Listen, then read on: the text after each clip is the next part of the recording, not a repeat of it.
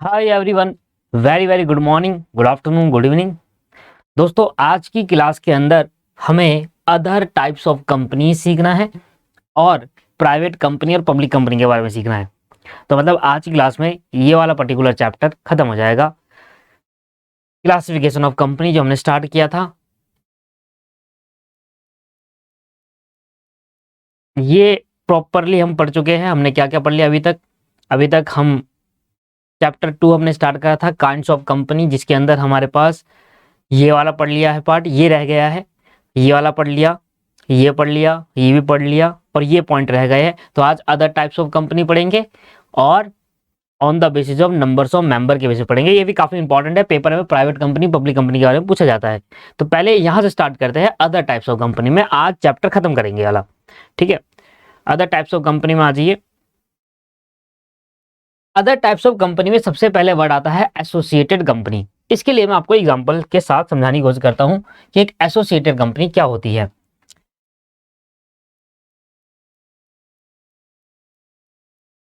Associated company, उसके बारे में पढ़ते हैं, थोड़ा सा एक बार पढ़ते हैं।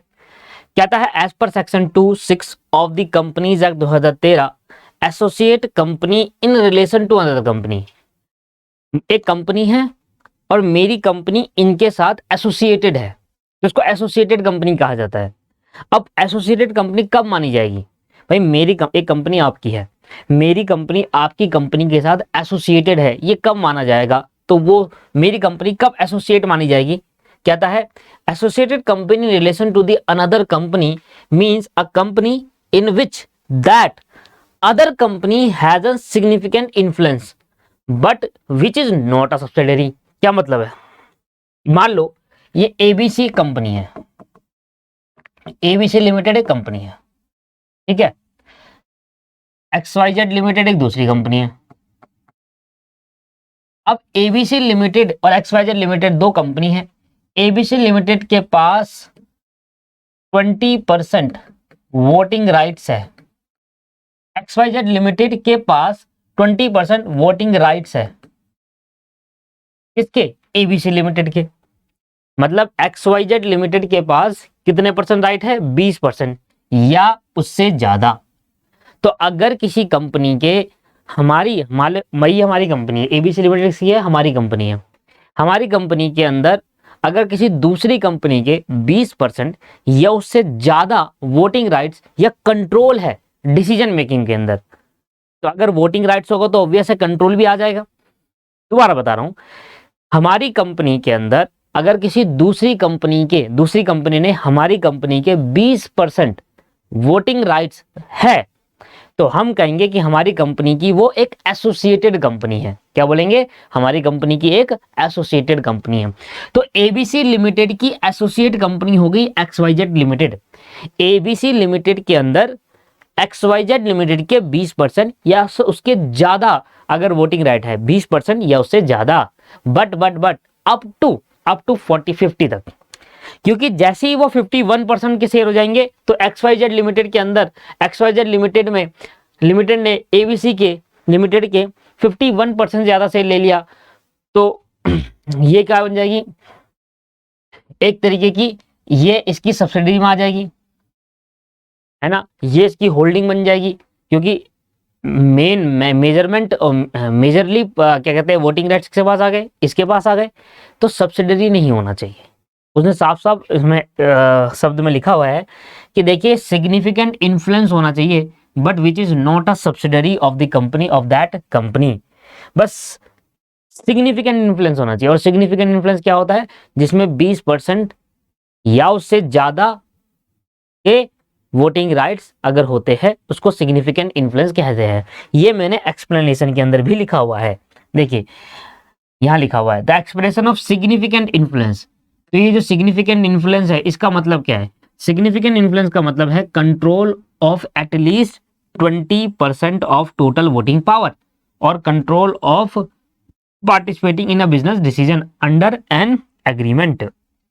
मतलब आपकी कंपनी है एबीसी लिमिटेड, मैंने आपकी कंपनी के 20% या उससे ज्यादा के शेयर खरीद रखे हैं, मैंने आपकी कंपनी के 20% या उससे ज्यादा के शेयर खरीद रखे हैं, तो मैं आपकी कंपनी की जो एसोसिएट कंपनी होगी वो मेरी कंपनी मानी जाएगी। मतलब आपकी एक एसोसिएट कंपनी भी है, कौन सी? मेरी वाली, क्योंकि मेरे पास आपकी कंपनी के 20% या उससे ज्यादा शेयर है। ये हुआ इसका मतलब। दोबारा पढ़ेंगे एक बार, ध्यान से देखिए क्या कह रहा है, दोबारा पढ़िए। Associated company in relation to the another company means, भाई आप एक कंपनी है, उसकी एसोसिएटेड कंपनी कब मानी जाएगी? एक दूसरी कंपनी इस कंपनी की एसोसिएटेड कब मानी जाएगी? जब दूसरी कंपनी ने इस कंपनी के 20% या उससे ज्यादा शेयर होल्ड कर रखे हैं, वोटिंग पावर के अधिकार है उसके पास। तो 20% या उससे ज्यादा की वोटिंग राइट्स है अगर दूसरी कंपनी की, तो इस कंपनी की एसोसिएट कंपनी वो वाली मानी जाती है। सिंपल सी बात है। मैं दोबारा एक सिंपल तरीके से आपको बताता हूं। आपकी कंपनी है, ठीक है ना? अब आपकी कंपनी की एसोसिएट कंपनी कौन सी होगी? मेरी कंपनी होगी, क्योंकि मैंने आपकी कंपनी के 20% के एटलीस्ट 20% वोटिंग पावर मेरे पास है। तो अगर मेरी जो कंपनी है उसके 20 पर, उसमें मेरी कंपनी ने आपकी कंपनी के 20% अगर वोटिंग पावर होल्ड कर रखे हैं, ले रखे हैं, तो आपकी कंपनी की एक एसोसिएट कंपनी है मेरी वाली कंपनी। ठीक है सर? तो यही हमने कहा कि एबीसी लिमिटेड की एसोसिएटेड कंपनी कौन सी है सर? XYZ लिमिटेड, क्योंकि एबीसी लिमिटेड के 20% शेयर इसके पास है। ठीक है सर? हालांकि मान लो दो कंपनी है, एक ए लिमिटेड कंपनी है और एक बी लिमिटेड कंपनी है। ए लिमिटेड और बी लिमिटेड दोनों कंपनी आपस में एक जॉइंट वेंचर में आए, ठीक है ना? दोनों कंपनी आपस में क्या है? एक जॉइंट वेंचर में आए। आपने पढ़ा है जॉइंट वेंचर चैप्टर अकाउंट के अंदर, पढ़ा होगा, फाउंडेशन में भी पढ़ाया था। तो ए लिमिटेड और बी लिमिटेड दो कंपनी है, ये दोनों आपस में जॉइंट वेंचर में आए, तो उन्होंने एक नई कंपनी खोली जॉइंट वेंचर के नाम पर। अब इस जॉइंट वेंचर ने इस कंपनी के एबीसी लिमिटेड के 20% शेयर एक्वायर कर रखे हैं। तो जरूरी नहीं है कंपनी ही एसोसिएट कंपनी होगी, दो कंपनी की जो जॉइंट वेंचर है वो भी एक एसोसिएट कंपनी बन सकती है इसकी। तो मैं कहूंगा एबीसी लिमिटेड की दो एसोसिएट कंपनी होगी, एक XYZ और एक ये वाला जॉइंट वेंचर। समझ में आया? तो जॉइंट वेंचर भी एसोसिएट कंपनी बन सकती है दूसरी कंपनी की। तो अगर एबीसी लिमिटेड के 20% या उससे ज्यादा शेयर किसी कंपनी के पास है तो ये एक एसोसिएट कंपनी बन गई एबीसी लिमिटेड की, और अगर जॉइंट वेंचर के पास है तो जॉइंट वेंचर भी एक एसोसिएट कंपनी बन जाएगी एबीसी लिमिटेड की। अब दोबारा पढ़ाता हूं। अ company in which that the other company, दूसरी कंपनी के पास हमारी कंपनी के शेयर अगर दूसरी कंपनी के पास सिग्निफिकेंट इन्फ्लुएंस है। अब सिग्निफिकेंट इन्फ्लुएंस के बारे में बताया कि एटलीस्ट 20% का कंट्रोल हो, वोटिंग पावर हो, but which is not a subsidiary company. बस एसोसिएट होगी, सब्सिडरी नहीं होगी। एटलीस्ट 20%। सब्सिडरी के बारे में क्या बताया था ऊपर देखिए, भूल गए हो तो दोबारा बताता हूं।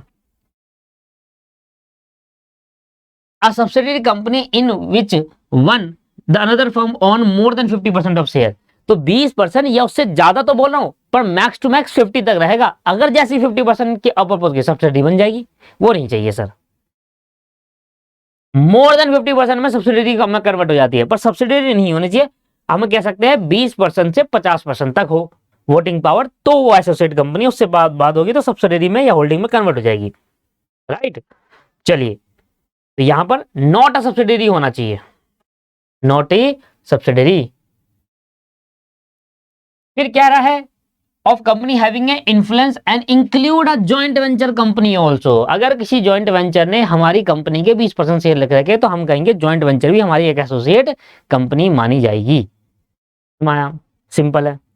एक लास्ट बार और बता रहा हूं, टाइम में इसलिए ज्यादा लगाता हूं क्योंकि जो कॉन्सेप्ट में प्रॉब्लम हो सकती है उसको बार बार रिपीट करने से आपके ध्यान में, आपके दिमाग में लंबे टाइम तक रहता है। मेरे को भी कोई शौक नहीं है दोस्त कि एक ही चीज को मैं 10 बार बोलूं, इसमें आपका भी टाइम वेस्ट होता है, मेरा भी टाइम वेस्ट होता है, मुझे भी पता है। बट बार बार बोलने से चीजें लॉन्ग टर्म तक रिटेन रहती है, इसलिए मैं बार बार बोलता हूं। बाकी इसके बाद अब घर पे बहुत ही कम बच्चे पढ़ते हैं वापसी, लास्ट बार पढ़ रहे हैं, उसके बाद फिर आगे चलेंगे। एसोसिएट कंपनी कौन सी कंपनी होती है? एबीसी लिमिटेड एक कंपनी है, इस कंपनी के 20% शेयर XYZ के पास है या उससे ज्यादा शेयर है, अप टू 50 तक। तो एबीसी लिमिटेड की एक एसोसिएट कंपनी है XYZ लिमिटेड, या एबीसी लिमिटेड के 20% या उससे ज्यादा शेयर एक जॉइंट वेंचर कंपनी के पास है, तो हम कहेंगे एबीसी लिमिटेड के एक एसोसिएट कंपनी है जॉइंट वेंचर कंपनी। खत्म। आगे बैंकिंग कंपनी दोस्तों हमारे पास फाइनल लेवल पे आता है। फाइनल लेवल पे एक एक्ट पढ़ते हैं, बैंकिंग रेगुलेशन एक्ट 1949, एक एक्ट पढ़ाया जाता है फाइनल लेवल पर, इस लेवल पे नहीं पढ़ाते, इंटर लेवल पे, फाइनल लेवल पे पढ़ाया जाता है। तो उस केस के अंदर फाइनल लेवल पे जो पढ़ाया जाता है बैंकिंग रेगुलेशन, वहां पर आपको डिटेल में पड़ेगा what is the banking company. यहां पर हमें बिल्कुल भी नहीं है बैंकिंग कंपनी का मीनिंग समझने के लिए, तो फाइनल लेवल का टॉपिक है, इसलिए वो फाइनल के लिए छोड़ देते हैं। फॉरेन कंपनी कौन सी होती है? फॉरेन कंपनी कौन सी होती है? सिंपल सी बात है, एज पर section 242 of the companies act 2013, foreign company means any company और body corporate incorporate outside India has a place of business in India whether itself और थ्रू एन एजेंट फिजिकली और थ्रू इलेक्ट्रॉनिक मोड और conduct any business activity in India in any other manner. Simple, बहुत simple meaning है इसका। Foreign company वो company होती है जो इंडिया के बाहर इनकॉर्पोरेट हुई है, इनकॉर्पोरेट मतलब खुली है, उसको इंडिया के बाहर रजिस्टर्ड है वो, बट उसकी बिजनेस एक्टिविटी इंडिया के अंदर है, या वो अपने एजेंट के थ्रू इंडिया के अंदर काम करवा रहे हैं, या वो खुद कर रहे हैं, या वो फिजिकल फॉर्म में काम करा रहे हैं या इलेक्ट्रॉनिक फॉर्म में काम करवा रहे हैं, बस बिजनेस एक्टिविटी इंडिया के अंदर है पर खुली कहाँ है? Out of India. जैसे कि अमेजॉन, अमेजॉन जो है दोस्तों वो इनकॉर्पोरेटेड आउट ऑफ इंडिया ही है, पर उसका बिजनेस एक्टिविटी इलेक्ट्रॉनिकली कहां पर है? इंडिया के अंदर, है ना। फॉरेन कंपनी दोस्तों वो कंपनी है जो इंडिया के बाहर इनकॉर्पोरेट हुई है और उसकी बिजनेस एक्टिविटी सारा काम इंडिया में है। जैसे कि एग्जांपल अमेजॉन, ये हमारी फॉरेन कंपनी है। अमेजॉन को फॉरेन इसलिए कहा कि अमेजॉन इंडिया के बाहर इनकॉर्पोरेट हुई है पर उसका काम बिजनेस एक्टिव इंडिया के अंदर है, चाहे इलेक्ट्रॉनिक फॉर्म में हो, चाहे फिजिकल फॉर्म में हो, चाहे किसी भी अदर मैनर में हो, बस इंडिया में उसका एक्टिविटी हो, बिजनेस एक्टिविटी सारा इंडिया में चल रहा हो और वो इनकॉर्पोरेट मतलब खोली गई है कंपनी वो बाहर की हो। तो ऐसी कंपनी जो बाहर इनकॉर्पोरेट हुई थी, बाहर खुली थी पर उसकी बिजनेस एक्टिविटी इंडिया के अंदर होती है, उसको हम फॉरेन कंपनी कहते हैं, right. Has a place of business in India, whether या तो वो खुद चलाए या कोई एजेंट के थ्रू चला दे, या फिजिकली काम करे या इलेक्ट्रॉनिक काम करे, बस प्लेस ऑफ बिजनेस इंडिया में होना चाहिए। जो बिजनेस एक्टिविटी है वो कहां पर होनी चाहिए? Business activity in India. 1% company कौन सा होता है? बड़ी सिंपल सा है पर इसके लिए हम डिटेल में चैप्टर पढ़ेंगे। जो हमारा नेक्स्ट चैप्टर होगा वो 1% कंपनी के रिलेटेड होगा, पेपर में इसका क्वेश्चन आने के बहुत चांसेस है, पर अभी छोटे से बातें पढ़ लेते हैं। 1%, नाम में ही 1 आ रहा है। एज पर section 2 subsection 62 of the companies act 2013, 1% company means a company in which has only 1% as a member. जब 1%, पहले क्या होता था, 1% कंपनी नहीं खोल पाते थे। मान लो आप एक पर्सन हो, आपको इंडिविजुअली कंपनी खोलनी है, आप नहीं खोल पाएंगे।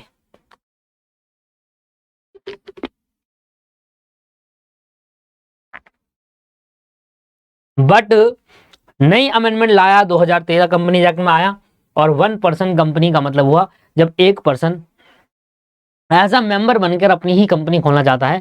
1%, पहले 1%, कम से कम 2 चाहिए थे पब्लिक प्राइवेट कंपनी खोलने के लिए, तो अब 1% भी कंपनी खोल सकता है। वैसे जब 1% कोई बिजनेस करता है उसको सोल प्रोप्राइटरशिप कहते हैं, पर अगर वो कंपनी खोलना चाहता है 1% कंपनी वो खोल सकता है।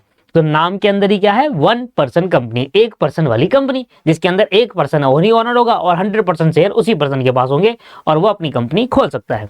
दोस्तों इसके लिए हम डिटेल में चैप्टर पढ़ेंगे कि 1% कंपनी कैसे खुलती है, क्या क्या करना पड़ता है, सब कुछ चीजें हम अपने नेक्स्ट चैप्टर में कवर करेंगे 1% कंपनी वाले चैप्टर के अंदर। आ जाइए अगला, स्मॉल कंपनी क्या होता है? स्मॉल कंपनी के बारे में देखते हैं। कहता है एज पर section 285 of the companies act 2013, small company means a company other than public company. बस बात खत्म हो गई यहीं पर।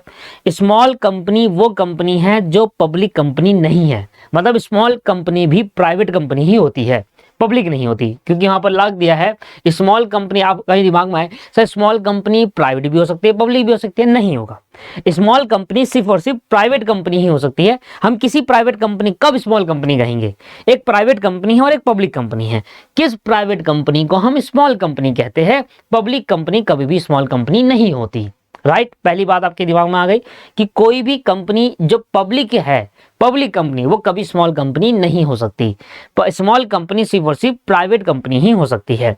तो स्मॉल कंपनी क्या है? स्मॉल कंपनी का मतलब वो कंपनी जो पब्लिक कंपनी नहीं है, other than a public company, public company को छोड़कर क्या बची सारी की सारी? Private company. तो वो सारी प्राइवेट कंपनी स्मॉल कंपनी बन सकती है अगर वो कंडीशन सेटिस्फाई करे तब।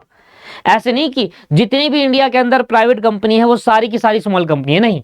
बहुत सारी प्राइवेट कंपनी है इंडिया के अंदर, वो सभी स्मॉल कंपनी नहीं है। वो कंडीशन अगर ये फुलफिल कर देती है तब उसको स्मॉल कंपनी कहेंगे। अब कंडीशन क्या है? कहता है paid up share capital of which does not exceed 50 lakh rupees or such higher amount as may prescribe which shall not be more than 10 crore। इसका मतलब समझिए, बहुत इंपॉर्टेंट है। देखिए स्मॉल कंपनी कौन सी कंपनी मानी जाएगी? स्मॉल कंपनी के कुछ कंडीशन है। प्राइवेट कंपनी ही स्मॉल कंपनी बन सकती है और इसकी कुछ कंडीशन है। और कंडीशन क्या है? जो आपकी पेड अप शेयर कैपिटल है, सबसे पहले बताओ पेड अप शेयर कैपिटल क्या होती है? ये होती है जितना पैसा बिजनेस के अंदर लगाया गया हो। Paid up share capital, paid up share capital. Share capital मतलब एक शेयर मान लो अगर 100 रुपए का है, लेट्स सपोज कि एक शेयर कंपनी का 100 रुपए का है और कंपनी ने अभी तक 1000 शेयर इशू करे हैं, तो लगभग 1 लाख रुपए की कैपिटल बन गई। एक शेयर 100 रुपए का है, 1000 शेयर इशू करे हैं, 1000 के 1000 शेयर मान लो मेरे हैं, 1000 के 1000 शेयर मैंने खरीद रखे हैं और मैंने 1 लाख रुपए देकर 1000 शेयर खरीद लिए। तो मैंने अपने जो 1000 शेयर खरीदे उसके लिए क्या मैंने पूरी पे कर दिया? यस, पूरा पे कर दिया। That is called paid up, कि आपने जितनी भी शेयर कैपिटल थी उसको पूरा पे करके खरीद लिया। तो पेड अप शेयर कैपिटल मतलब होती है वो कैपिटल जो बिजनेस के अंदर लगाई गई हो। ठीक है जी। फॉर एग्जाम्पल आपने उसमें से 10 शेयर खरीदे थे, और एक शेयर 100 रुपए का है तो 10 शेयर कितने के? 1000 रुपए के। तो आपने सिर्फ 500 ही दिए है मुझे, अभी 500 नहीं दिए, तो हम कहेंगे ये पेड अप शेयर कैपिटल नहीं है, फुल्ली पेड अप नहीं है सर। पेड अप के अंदर सारा पैसा आ सकता है, सारा पैसा आएगा जो भी कैपिटल का है। मतलब कितना पैसा है? 1 लाख रुपए। ये एग्जाम्पल के तौर पे ले रहा हूं बस मैं। तो पेड अप शेयर कैपिटल, अगर किसी कंपनी की paid up share capital 50 lakh से एक्सीड नहीं करनी चाहिए, अप टू 50 लाख हो, अप टू 50 लाख, या और प्रिस्क्राइब्ड अमाउंट, ये इंपॉर्टेंट पार्ट है जो आपको समझना है, ये कोई नहीं समझता। और एज में भी प्रिस्क्राइब लिखा हुआ था, और एज में भी प्रिस्क्राइब्ड, और एज में भी प्रिस्क्राइब। देखिए जरा क्या लिखा है? Paid up share capital of which does not exceed 50 lakh rupees और सच हायर अमाउंट एज में प्रिस्क्राइब्ड। अब ये एज में भी प्रिस्क्राइब्ड क्या होता है? देखिए जो हमारी रूलिंग पार्टी होती है वो, उनके पास एक अधिकार होता है। रूलिंग पार्टी कौन होती है? जो भी सत्ता में है। मैंने आपको बताया था ना कि कंपनीज एक्ट के अंदर बहुत सारे रूल्स होते हैं। रूल्स के बारे में बेसिक क्लास पढ़ी थी कंपनी के अंदर, उसमें रूल के बारे में समझाया होगा। नहीं पढ़ी तो बताता हूँ, नहीं समझाया तो मेरे ध्यान में नहीं है, समझाया नहीं समझाया, पर रूल के बारे में समझाते हैं। मैं आपको बताता हूँ रूल्स क्या होते हैं। देखिए आपको पता है जनरल पब्लिक लोग अपने इलेक्शन पे इलेक्ट करती है पीपल्स को, और वो इलेक्शन जीतते हैं और जीतने के बाद अपनी गवर्नमेंट बनाते हैं। तो अभी बीजेपी गवर्नमेंट में है ना, बीजेपी अभी सत्ता में है, तो वो हो गई रूलिंग पार्टी जो रूल कर रही है, सरकार जिसकी है। तो जो जिसकी सरकार होती है उनके पास एक स्पेशल अधिकार होता है कि वो किसी भी सेक्शन में रूल ऐड कर सकती है, और वो सभी रूल जो भारत सरकार जो जिसकी रूलिंग पार्टी है वो जब ऐड करेगी तो वो सभी को माननी पड़ेगी। अभी अगर हम बात करें कंपनीज एक्ट में पेड अप शेयर कैपिटल में, अगर हम स्मॉल कंपनी की कंडीशन को देखें तो स्मॉल कंपनी में ये लिखा गया है कि 50 लाख से एक्सीड नहीं होना चाहिए, पर जो रूलिंग पार्टी है वो यहां पर चाहे तो उसको एक्सीड कर 50 लाख को बढ़ाकर अप टू 10 करोड़ तक ला सकती है। अप टू 10 करोड़ तक एक्सीड कर सकती है, वो भी उससे ज्यादा एक्सीड नहीं कर सकती। तो यहाँ पर जो रूलिंग पार्टी होती है वो एक रूल लेकर आएगी, और रूल लेकर आएगी, रूल ऐड करके यहाँ पर इसमें अमेंड कर सकती है, और अमेंड करके मैक्सिमम अमाउंट कितना सेट कर सकती है? 10 करोड़ तक सेट कर सकती है। और कौन करेगा? सिर्फ रूलिंग पार्टी जो रूल जो सरकार में है, मींस अभी बीजेपी है। तो हमने कहा which does not exceed 50 lakh rupees. अभी तो अगर आपको बोलेंगे कि स्मॉल कंपनी की कंडीशन क्या है तो आप 50 लाख ही कहेंगे, पर मान लो फ्यूचर में अगर अमेंडमेंट होती है तो नीचे का रूल लाकर ये कह सकते हैं कि 50 लाख नहीं है, अब इसको मैक्सिमम कितना कर दिया गया है? 50 लाख से बढ़ाकर 1 करोड़, 2 करोड़, 3, 10 करोड़ तक कह सकते हैं, उससे ज्यादा रूलिंग पार्टी भी के वो अलाउ नहीं करा। मतलब 10 करोड़ से अगर ज्यादा एक्सीड करनी हो तो रूलिंग पार्टी के पास पावर नहीं है।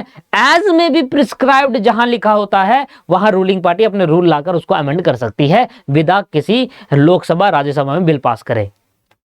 हाँ, यही तो अधिकार उनको, फिर कई बात की सरकार है, उनको इसमें एक्स्ट्रा बेनिफिट क्या है सरकार बनाने का, वो यही तो चेंजमेंट ला सकती है। यहाँ लोकसभा राज्यसभा में पास नहीं करना पड़ेगा, बिना पास करे रूल निकाल कर यहां पर 50 लाख से एक्सीड कर सकती है वो। 50 को 1 करोड़ बनाए, 2 करोड़ बनाए, 10 करोड़ बनाए, पर 11 नहीं कर सकती, क्योंकि 10 करोड़ तक ही उनको पावर दी गई है रूलिंग पार्टी को। समझ में आया? तो अभी हमें ये तो समझ में आ गया कि इन फ्यूचर अमेंडमेंट आ सकता है इसके अंदर और ला सकते हैं 10 करोड़ तक मैक्सिमम, इसको 10 करोड़ कर सकते हैं। अभी अप टू 50 करोड़ होना चाहिए, 50 करोड़ से 50 लाख, 50 करोड़ कह रहा हूं, 50 लाख से एक्सीड नहीं करे।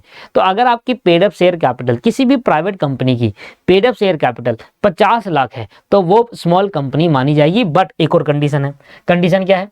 एंड लगा दी गई। एंड का मतलब होता है कि दोनों बातें सेटिस्फाई करनी है, ऊपर वाली बात भी सेटिस्फाई करनी है, नीचे वाली भी करनी है। क्या?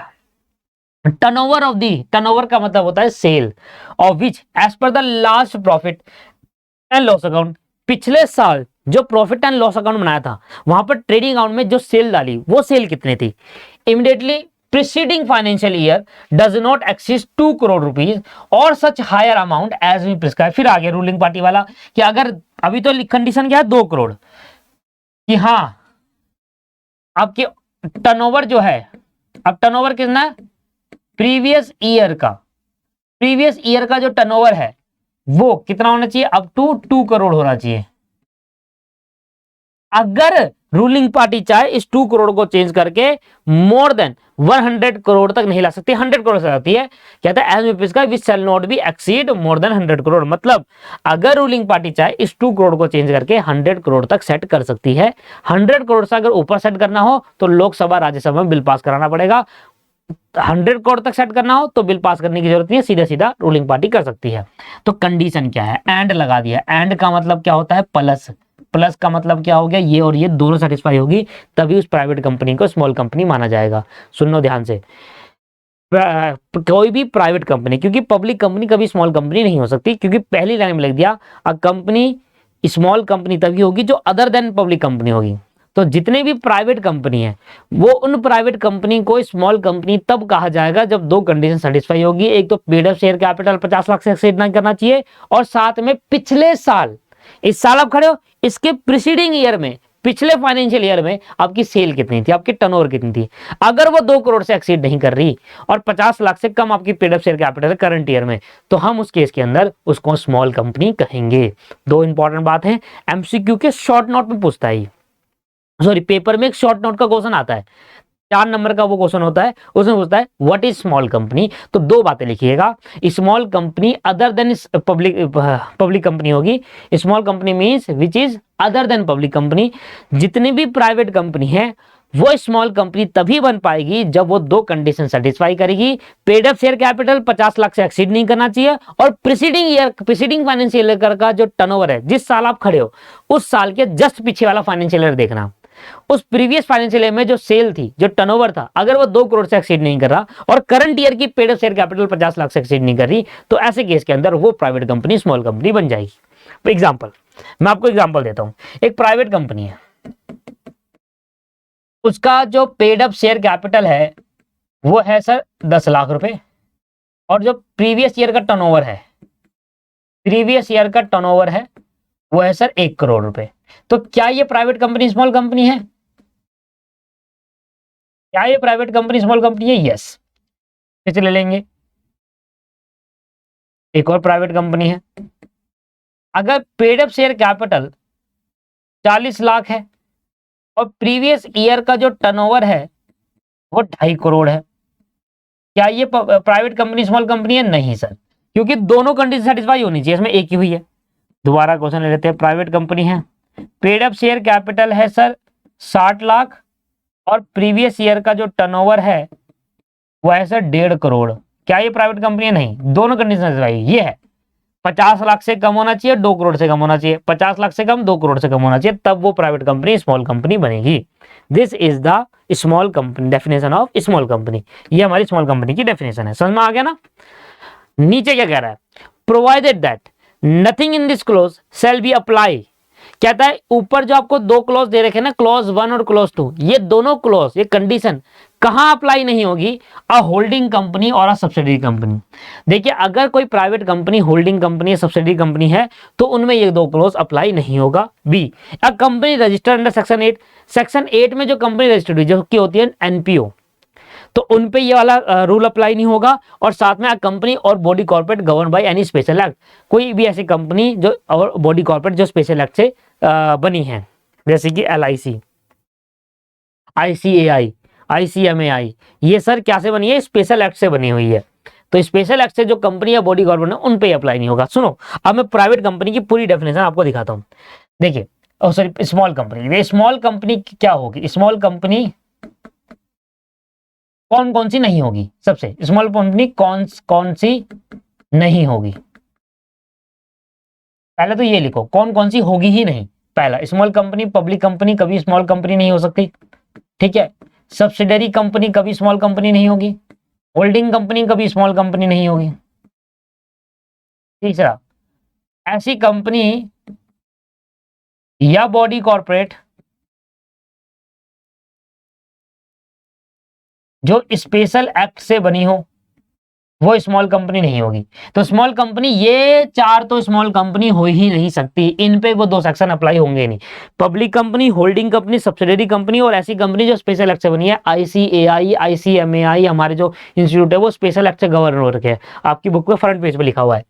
तो कौन सी कंपनी पब्लिक, कौन सी कंपनी, एक प्राइवेट कंपनी स्मॉल कंपनी बन सकती है, एक प्राइवेट कंपनी स्मॉल कंपनी बन सकती है जो 50 lakh paid up share capital और 2 करोड़ टर्नओवर प्रीवियस ईयर का, अगर ये दोनों कंडीशन उस पर सेटिस्फाई होती है तो एक प्राइवेट कंपनी स्मॉल कंपनी बन सकती है। पर उन प्राइवेट कंपनी पे ये 3 कंपनी नहीं आएगी।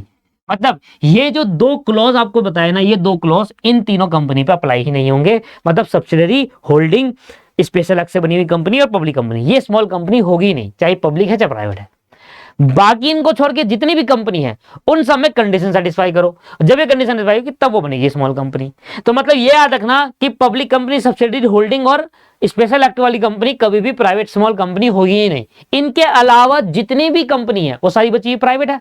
हालांकि ये सब्सिडरी, होल्डिंग भी प्राइवेट ही हो सकती है, पर इनके अलावा जो भी कंपनी बच गई उस पर कंडीशन सेटिस्फाई करना, अगर कंडीशन सेटिस्फाई होगी तब जाकर वो स्मॉल कंपनी बनेगी। ये है डेफिनेशन, ठीक है सर। तो यहां पर क्या लिखा है, प्रोवाइडेड दैट, भाई ये इतना छोड़कर अधूरी बात है ही, आपको प्रोविजो भी पढ़ना होगा। और प्रोविजो क्या कहता है, कोई भी पैराग्राफ जब प्रोवाइडेड दैट से शुरू होता है तो वो उसको फर्स्ट प्रोविजो कहते हैं। और कहता है nothing in this clause shall be apply, जो ऊपर ये क्लॉज है इस वाले पे अप्लाई नहीं होंगे।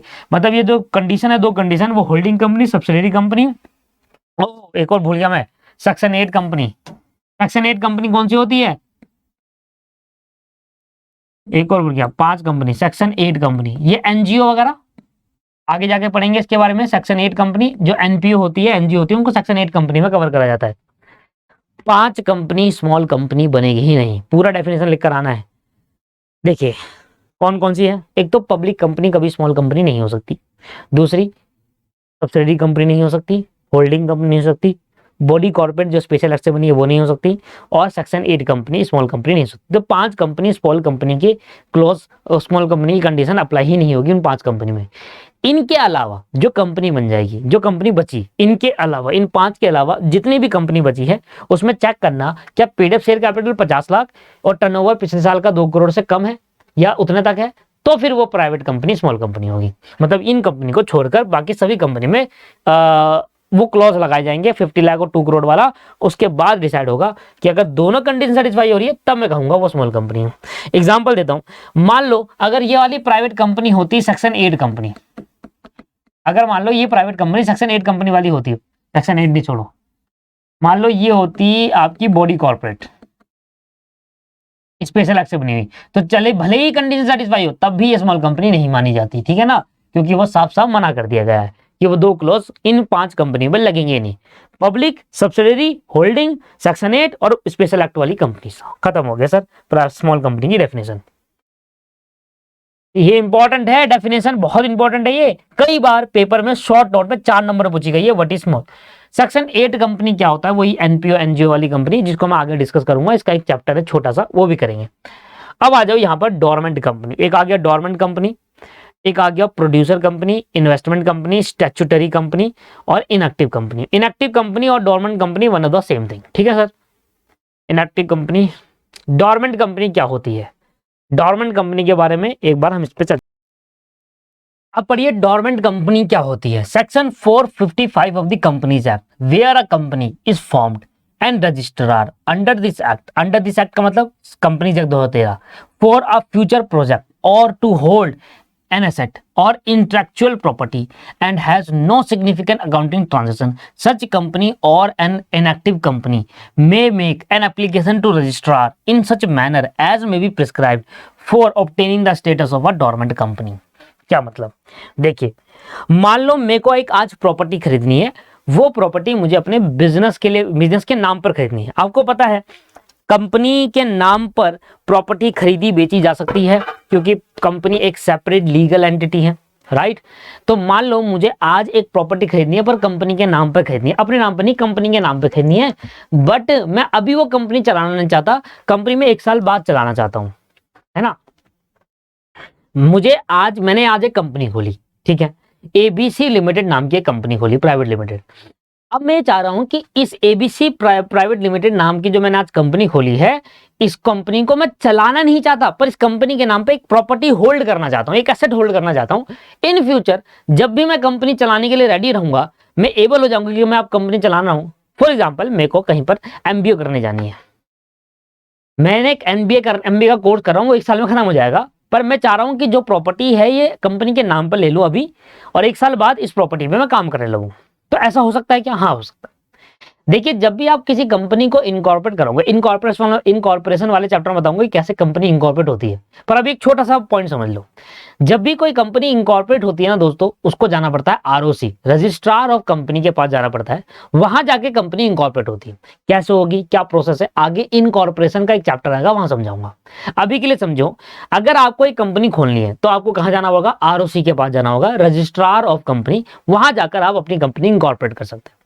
तो डोरमेंट कंपनी क्या होती है, डोरमेंट कंपनी का सेक्शन है 455, और वे क्या कहता है, डोरमेंट कंपनी क्या होती है, वो कहती है कि भैया देखिए, अगर किसी कंपनी के नाम पे कोई एसेट होल्ड करना चाहते हैं, मैं चाह रहा हूं कि यार मैं 1 साल बाद अपनी कंपनी चलाऊं, पर अभी कंपनी खोलकर इस एसेट को, इस बिल्डिंग को कंपनी के नाम पे ले लूं, तो ऐसा कर सकते हैं? यस, कर सकते हैं। रजिस्ट्रार ऑफ आरओसी के पास जाना, रजिस्ट्रार ऑफ कंपनी के पास, वहां ये बोलना कि सर मुझे एक डोरमेंट कंपनी का स्टेटस दे दो, इनएक्टिव कंपनी का स्टेटस दे दो, कि हाँ मैं अपनी कंपनी चला नहीं रहा, क्योंकि ये कंपनी खोली इसलिए है क्योंकि मैं उस कंपनी के नाम पे एक प्रॉपर्टी एसेट होल्ड कर लूं।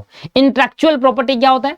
इंटेलेक्चुअल प्रॉपर्टी होता है कि कंपनी का नाम आपने सोचा, आप चाह रहे हो 1 साल बाद ये नाम कहीं चोरी ना हो जाए या कोई और यूज ना कर लो, तो इस नाम का आपने क्या ले लिया, पेटेंट ले लिया, कि हाँ भाई मैं इसका इंटेलेक्चुअल प्रॉपर्टी कहते हैं, पेटेंट, गुडविल, कॉपीराइट, ये सब चीजें अगर आप कराते हैं अपनी कंपनी के नाम पे, उसको इंटेलेक्चुअल प्रॉपर्टी कहते हैं। या कोई इस कंपनी के नाम पे बिल्डिंग ले ली, है ना, ये काम करना है। तो जब इस तरीके से काम करना, या आपने अभी कंपनी खोलना चाहते हो अपने नाम से, पर उसको चलाना नहीं चाहते, तो बहुत सारे पर्पस हो सकते हैं।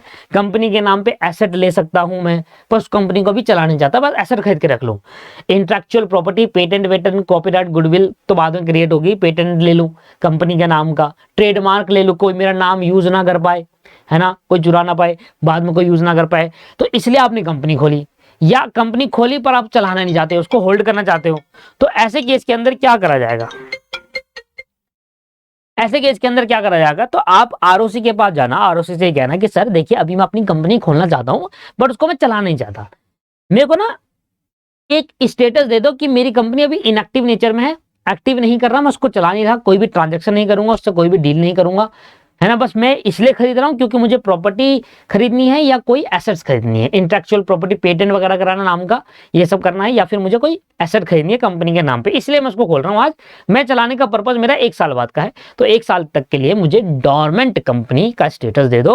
डोरमेंट कंपनी का मतलब है इनएक्टिव इन नेचर है, अभी चलेगी नहीं चलेगी बाकी जब तक वो डोरमेंट कंपनी है। हाँ ऐसी कंपनी है पर डोरमेंट नेचर में है, मतलब इनएक्टिव है। अब पढ़िए sir, where a company is formed और register under this act, company act 2013 के अंडर वो रजिस्टर होगी, वो बनी जाएगी, इनकॉर्पोरेट होगी और रजिस्टर होगी। एट अ फ्यूचर प्रोजेक्ट और to hold any set, future project में करना चाहता हूं, आज कंपनी खोली पर प्रोजेक्ट मेरा काम फ्यूचर पे चालू होगा, या कोई होल्ड करना चाहते हो आप कोई एसेट कंपनी के नाम पर, या इंटेलेक्चुअल प्रॉपर्टी जैसे कि पेटेंट ट्रेडमार्क लेना, ये सब है ना। एड has no significant accounting transaction, आपकी कोई भी सिग्निफिकेंट अकाउंटिंग ट्रांजेक्शन नहीं करना चाहते, कोई भी अकाउंटिंग ट्रांजेक्शन नहीं करना चाहते जो सिग्निफिकेंट है। अब सिग्निफिकेंट अकाउंटिंग ट्रांजेक्शन किसे कहते हैं, इसके लिए मैंने नीचे दे दिया कि सिग्निफिकेंट अकाउंटिंग ट्रांजेक्शन का मतलब होता है payment of fees by the company to registrar other than, इसके अलावा, देखिए क्या लिखा है, significant accounting transaction mean any transaction other than, इन 5 ट्रांजेक्शन या 4 ट्रांजेक्शन के अलावा कोई और ट्रांजेक्शन करते हो तो हम सिग्निफिकेंट मान लेंगे और हम कह देंगे तुम इनएक्टिव बोलकर काम कर रहे हो इसमें, ठीक है। तो इन 4 ट्रांजेक्शन को छोड़कर बाकी सारी सिग्निफिकेंट ट्रांजेक्शन मानी जाएगी, वो नहीं करनी तुम्हें उस पर्टिकुलर टाइम पीरियड तक जिस टाइम पीरियड पर आपने वो डोरमेंट कंपनी या इनएक्टिव कंपनी का स्टेटस लिया है, ठीक है सर। तो अगर आप अपनी कंपनी आज खोलना चाहते हो किसी फ्यूचर प्रोजेक्ट करने के लिए, या अपनी कंपनी के नाम पे कोई एसेट होल्ड करने के लिए, या कोई इंटेलेक्चुअल प्रॉपर्टी होल्ड करने के लिए, पर आप उसमें कोई भी स्पेशल सिग्निफिकेंट इंपॉर्टेंट ट्रांजैक्शन नहीं करना चाहते। अब ये सिग्निफिकेंट ट्रांजैक्शन क्या होती है पता भी तो होना चाहिए। जब मुझे पता होगा यार ये चीज सिग्निफिकेंट ट्रांजैक्शन है तो मैं नहीं करूंगा, नहीं तो गलत हो जाएगा, क्योंकि अगर मैंने वो ट्रांजैक्शन कर दी और मैंने ले लिया इनएक्टिव कंपनी का शेयर तो यहां पर गलत माना जाएगा, आपने रूल तोड़ा है ये कह दिया जाएगा, और पेनल्टी भी चार्जेस हो सकती है कि आप वैसे तो बोल रहे थे कि इनएक्टिव कंपनी है, डोरमेंट कंपनी है, आप उसमें काम नहीं करोगे 1 साल 2 साल तक, और आप फिर भी सिग्निफिकेंट ट्रांजेक्शन कर रहे हो तो गलत है। तो ऐसा तो हमने बताया कि सिग्निफिकेंट ट्रांजेक्शन का मतलब क्या है, क्या था, इन 4 ट्रांजेक्शन को छोड़कर बाकी सारी सिग्निफिकेंट है। अभी 4 ट्रांजेक्शन क्या है, जैसे कि अगर मैं आरओसी के पास जाऊंगा, रजिस्ट्रार ऑफ कंपनी के पास जाऊंगा, तो उसको कंपनी खोलने के लिए फीस पेमेंट करूंगा, कुछ फीस देनी होती है कि हाँ मेरी कंपनी इनकॉर्पोरेट हो जाए, क्योंकि कंपनी तो खोलना चाहता ही हूँ बस काम नहीं करना चाहता, तो वो फीस एक सिग्निफिकेंट अकाउंटिंग ट्रांजेक्शन नहीं मानी जाएगी। इसके बाद payment made by it to fulfil the requirement of this act और एनी अदर लॉ, कहता है किसी भी इस एक्ट के तहत या एनी अदर लॉ के तहत कोई पेमेंट अगर आपको करनी है, किसी रिक्वायरमेंट को पूरा करना है, और उस रिक्वायरमेंट को पूरा करने के लिए कोई पेमेंट करनी पड़ेगी, जैसे कि पेटेंट लोगे तो पेटेंट के लिए आपको पेमेंट करनी पड़ेगी, पेटेंट फीस पे करनी पड़ेगी, जैसे इनकॉर्पोरेशन फीस होती है वैसे पेटेंट के लिए भी है। ट्रेडमार्क लोगे तो वहां फिर एक आता है डिजिटल सिग्नेचर आपके लेने पड़ेंगे, है ना। तो बहुत सारी चीजें होती है जो अदर लॉ या इस एक्ट के थ्रू आपको रिक्वायरमेंट पूरी करनी होती है। जब फ्यूचर में आप आगे जाकर प्रोफेशनल बन जाओगे तो किसी की कंपनी खोलोगे तो आपको बहुत सारी चीजें होती है बनानी पड़ती है उस कंपनी का रिलेटेड, पैन नंबर 10 नंबर, है ना, और डिजिटल सिग्नेचर बनाते हो, तो बहुत कुछ होता है, डायरेक्टर आइडेंटिफिकेशन नंबर होता है, तो बहुत सारी चीजें, बहुत सारा प्रोसेस होता है। बस धीरे धीरे पढ़ोगे आप, जब कंपनीज को पूरा पढ़ोगे तो धीरे धीरे आपको समझ में आएगा, अच्छा ये चीजें होती है कंपनी खोलने के अंदर। तो आपने रजिस्ट्रार को जो इनकॉर्पोरेशन फीस दी वो तो है ही, वो तो सिग्निफिकेंट ट्रांजेक्शन मानी नहीं जाएगी क्योंकि वो तो करनी ही पड़ेगी। साथ में कोई अदर लॉ या इस कंपनीज एक्ट के तहत कोई ऐसी रिक्वायरमेंट है जिसके लिए आपको पेमेंट करनी पड़ रही है, वो भी आपको सिग्निफिकेंट अकाउंटिंग ट्रांजेक्शन नहीं मानी जाएगी, ठीक है। Allotment of share to fulfil the requirement of this act, act की रिक्वायरमेंट कहते हैं कि भाई आपको शेयर अलॉट करने पड़ेंगे। आपने अगर 4-5 जनों ने आपके शेयर खरीद रखे तो उसको अलॉट करना पड़ेगा आपको शेयर इस एक्ट के थ्रू, क्योंकि ये रिक्वायरमेंट है एक्ट की। इस एक्ट मतलब कंपनीज एक्ट 2013 की रिक्वायरमेंट है कि आपको शेयर को अलॉट करना होगा। तो अगर आप शेयर अलॉट कर रहे हो उस पर्सन को जिसने हमारे शेयर कंपनी के खरीदे, तो ये सिग्निफिकेंट अकाउंटिंग ट्रांजेक्शन नहीं मानी जाएगी। और लास्ट कौन सी नहीं मानी जाएगी, payment for maintenance of office and records. अगर आप अपने ऑफिस या ऑफिस रिकॉर्ड्स का पेमेंट जो आप कर रहे हो, जैसे कि आपने ऑफिस खोला हुआ है, वहां पर रोज आंटी आ रही है कि झाड़ू पोछा करेगी, अपना सफाई करने के लिए आपने कोई पर्सन लगा रखा है, उसकी पेमेंट कर रहे हो, उसका रिकॉर्ड रख रहे हो, तो ये भी एक सिग्निफिकेंट ट्रांजेक्शन नहीं है। तो 4 चीज आपके लिए सिग्निफिकेंट ट्रांजेक्शन नहीं है। इसके अलावा कोई और ट्रांजेक्शन करोगे हम सिग्निफिकेंट अकाउंटिंग ट्रांजेक्शन मान लेंगे, और वो नहीं करनी है आपको। ये 4 के अलावा बाकी सब करनी है, बाकी सब नहीं कर सकते। सॉरी, ये 4 आपकी सिग्निफिकेंट अकाउंटिंग ट्रांजैक्शन नहीं है। इसके अलावा अगर कोई ट्रांजैक्शन आप करते हो, अकाउंटिंग मेंटेन करना, किसी को पेमेंट करना, किसी कस्टमर से पेमेंट उठाना, किसी वेंडर को पेमेंट करना, सप्लायर को पेमेंट करना, ये सारी चीजें सिग्निफिकेंट अकाउंटिंग ट्रांजैक्शन मानी जाएगी। और आप ये नहीं कर सकते जब तक आपका डोरमेंट का स्टेटस चल रहा है। जी, तो हमने क्या कहा, डोरमेंट कंपनी कौन सी कंपनी होती है? सेक्शन 455 क्या कहता है कि कंपनी जो आप फॉर्म्ड करते हो, रजिस्टर करते हो अंडर दिस एक्ट 2013 एक्ट के तहत, क्या फ्यूचर में काम करने के लिए, या फिर कोई एसेट को होल्ड करने के लिए, या इंटेलेक्चुअल प्रॉपर्टी को होल्ड करने के लिए, है ना, उस दौरान, जिस दौरान आप वो काम नहीं करना चाहते, मान लो आपने आज कंपनी खोली और आप चाह रहे हो कि 1 साल तक मैं काम नहीं करूं, तो 1 साल तक कोई भी सिग्निफिकेंट ट्रांजैक्शन आप नहीं करोगे। उन 4 ट्रांजैक्शन कर सकते हो, उसके अलावा और नहीं कर सकते। सच अ कंपनी और एन इनएक्टिव कंपनी में make an application to registrar, आप रजिस्ट्रार को एक एप्लीकेशन दोगे कि सर 1 साल तक मैं काम नहीं कर रहा, तब तक के लिए मुझे एक स्टेटस दे दो डोरमेंट का। तो डोरमेंट का स्टेटस मिलने के बाद सभी लोग क्या समझेंगे, ये इनएक्टिव नेचर की कंपनी है, अब इसमें कोई भी ट्रांजैक्शन नहीं हो रही जब तक के लिए इसको डोरमेंट का स्टेटस मिला हुआ है। Register in such manner as may prescribe, तो आपको एक एप्लीकेशन देनी होगी आरओसी को, और आरओसी में रजिस्ट्रार ऑफ कंपनी को, और उनको बोलना होगा कि जैसे मैनर में बताएगा, फॉर्मेट होगा उस मैनर में आपको एक एप्लीकेशन देनी होगी, और इक्वेशन देकर क्या लेना होगा, ऑब्टेन लेना होगा status of a dormant company का, कि हाँ सर मुझे डोरमेंट कंपनी का स्टेटस दे दो, मैं अभी काम नहीं करना चाहता, एसेट इंटेलेक्चुअल प्रॉपर्टी या फ्यूचर प्रोजेक्ट के लिए सिर्फ कंपनी खोली है, काम नहीं कर रहा, कोई भी सिग्निफिकेंट ट्रांजैक्शन नहीं करूंगा, 1 साल तक के लिए डोरमेंट का स्टेटस दे दीजिए, और उसके बाद फिर मैं काम करने लग जाऊंगा, उसको कहते हैं dormant company, right. Inactive company क्या होती है? Means a company which has not been carrying on any business और ऑपरेशन, और हैज नॉट, इनएक्टिव कंपनी वो कंपनी है जो कोई भी बिजनेस कैरी नहीं कर रही और ऑपरेशन नहीं कर रही उस पर्टिकुलर पीरियड तक, जिस पर्टिकुलर पीरियड तक डोरमेंट का स्टेटस लिया हुआ है, और has not made any significant account transaction during the last 2 financial year. अगर आप पिछले 2 फाइनेंशियल ईयर तक कोई भी सिग्निफिकेंट अकाउंटिंग ट्रांजैक्शन नहीं कर रहे, और has not been filed financial statement annual return during the last 2 financial year, पिछले 2 साल की आपने ना तो कोई सिग्निफिकेंट अकाउंटिंग ट्रांजैक्शन करी, और पिछले 2 साल से ना तो आपने कोई अकाउंटिंग या एनुअल रिटर्न फाइल करी आरओसी को, पिछले 2 साल में आपने कोई भी सिग्निफिकेंट अकाउंटिंग ट्रांजैक्शन नहीं करी, पिछले 2 साल में आपने कोई भी बिजनेस कैरी नहीं करा, ऑपरेशन नहीं करा, पिछले 2 साल में कोई भी फाइनेंशियल स्टेटमेंट या एनुअल रिटर्न फाइल नहीं करी, अगर ये 3 कंडीशन सेटिस्फाई हो रही है तो हम कहेंगे आप एक इनएक्टिव कंपनी हो, और वही इनएक्टिव कंपनी हो, और स्टेटस लेना होगा डोरमेंट कंपनी का। हालांकि डोरमेंट और inactive company one of the same thing है, हमने कहा कंपनी इनएक्टिव है इसलिए इसको डोरमेंट का स्टेटस मिल गया। डोरमेंट कंपनी का स्टेटस जिस पर्सन को मिलता है, जिस कंपनी को मिलता है, वो इनएक्टिव कंपनी होती है, ऐसा कह सकते हो आप। आरओसी से हमें इनएक्टिव कंपनी का स्टेटस नहीं लेना, डोरमेंट कंपनी का स्टेटस। हाँ, हमारी कंपनी एक डोरमेंट कंपनी है। अब डोरमेंट कंपनी का मतलब क्या है? इनएक्टिव कंपनी है। पिछले 2 साल में कोई भी फाइनेंशियल स्टेटमेंट नहीं प्रिपेयर करी, कोई पिछले 2 साल के अंदर कोई भी सिग्निफिकेंट अकाउंटिंग ट्रांजैक्शन नहीं करी, फाइनेंशियल स्टेटमेंट ना तो बनाई, ना ही annual return financial statement file करी, और ना ही कोई ऑपरेशन या बिजनेस कैरी करा, उस कंपनी को इनएक्टिव कंपनी कहते हैं। दोबारा बोलूं, पिछले 2 साल में कोई भी फाइनेंशियल सिग्निफिकेंट अकाउंटिंग ट्रांजैक्शन नहीं करी, ना तो फाइनल अकाउंट्स बनाए हैं और ना ही उनको फाइल करे हैं, एनुअल रिटर्न भी फाइल नहीं करी, और कोई भी बिजनेस कैरी या फिर ऑपरेशन नहीं करा पिछले 2 साल में। तो अगर पिछले 2 साल में ऐसा नहीं हुआ है इन तीनों में से, तो फिर आप इनएक्टिव कंपनी हो, तो आरओसी से आपको एप्लीकेशन देकर आपको डोरमेंट कंपनी का स्टेटस मिल जाएगा under section 455 of the companies act. Low sir, ये हो गया। और सिग्निफिकेंट अकाउंटिंग ट्रांजैक्शन का मतलब है इन ट्रांजैक्शन को छोड़कर बाकी सारे सिग्निफिकेंट अकाउंटिंग ट्रांजैक्शन है। इसके बाद आता है आपका producer company. Sir producer company कौन सी होती है? Producer company means a body corporate having object और activity specified in section 581B and registered as a producer company under the companies act 2013। This is the part of final का part है ये कह रहा है प्रोड्यूसर कंपनी वो company होती है जो खुली जाती है, जिसका ऑब्जेक्टिव, जो एक्टिविटी करने का स्पेसिफिक पर्पस है, वो इस सेक्शन में लिखा गया है। अब इस सेक्शन कहां पढ़ेंगे? आपको फाइनल लेवल पढ़ेंगे। अब आपको ये सेक्शन पहले पता होना चाहिए ना कि इस सेक्शन में क्या क्या ऑब्जेक्ट लिखे हुए।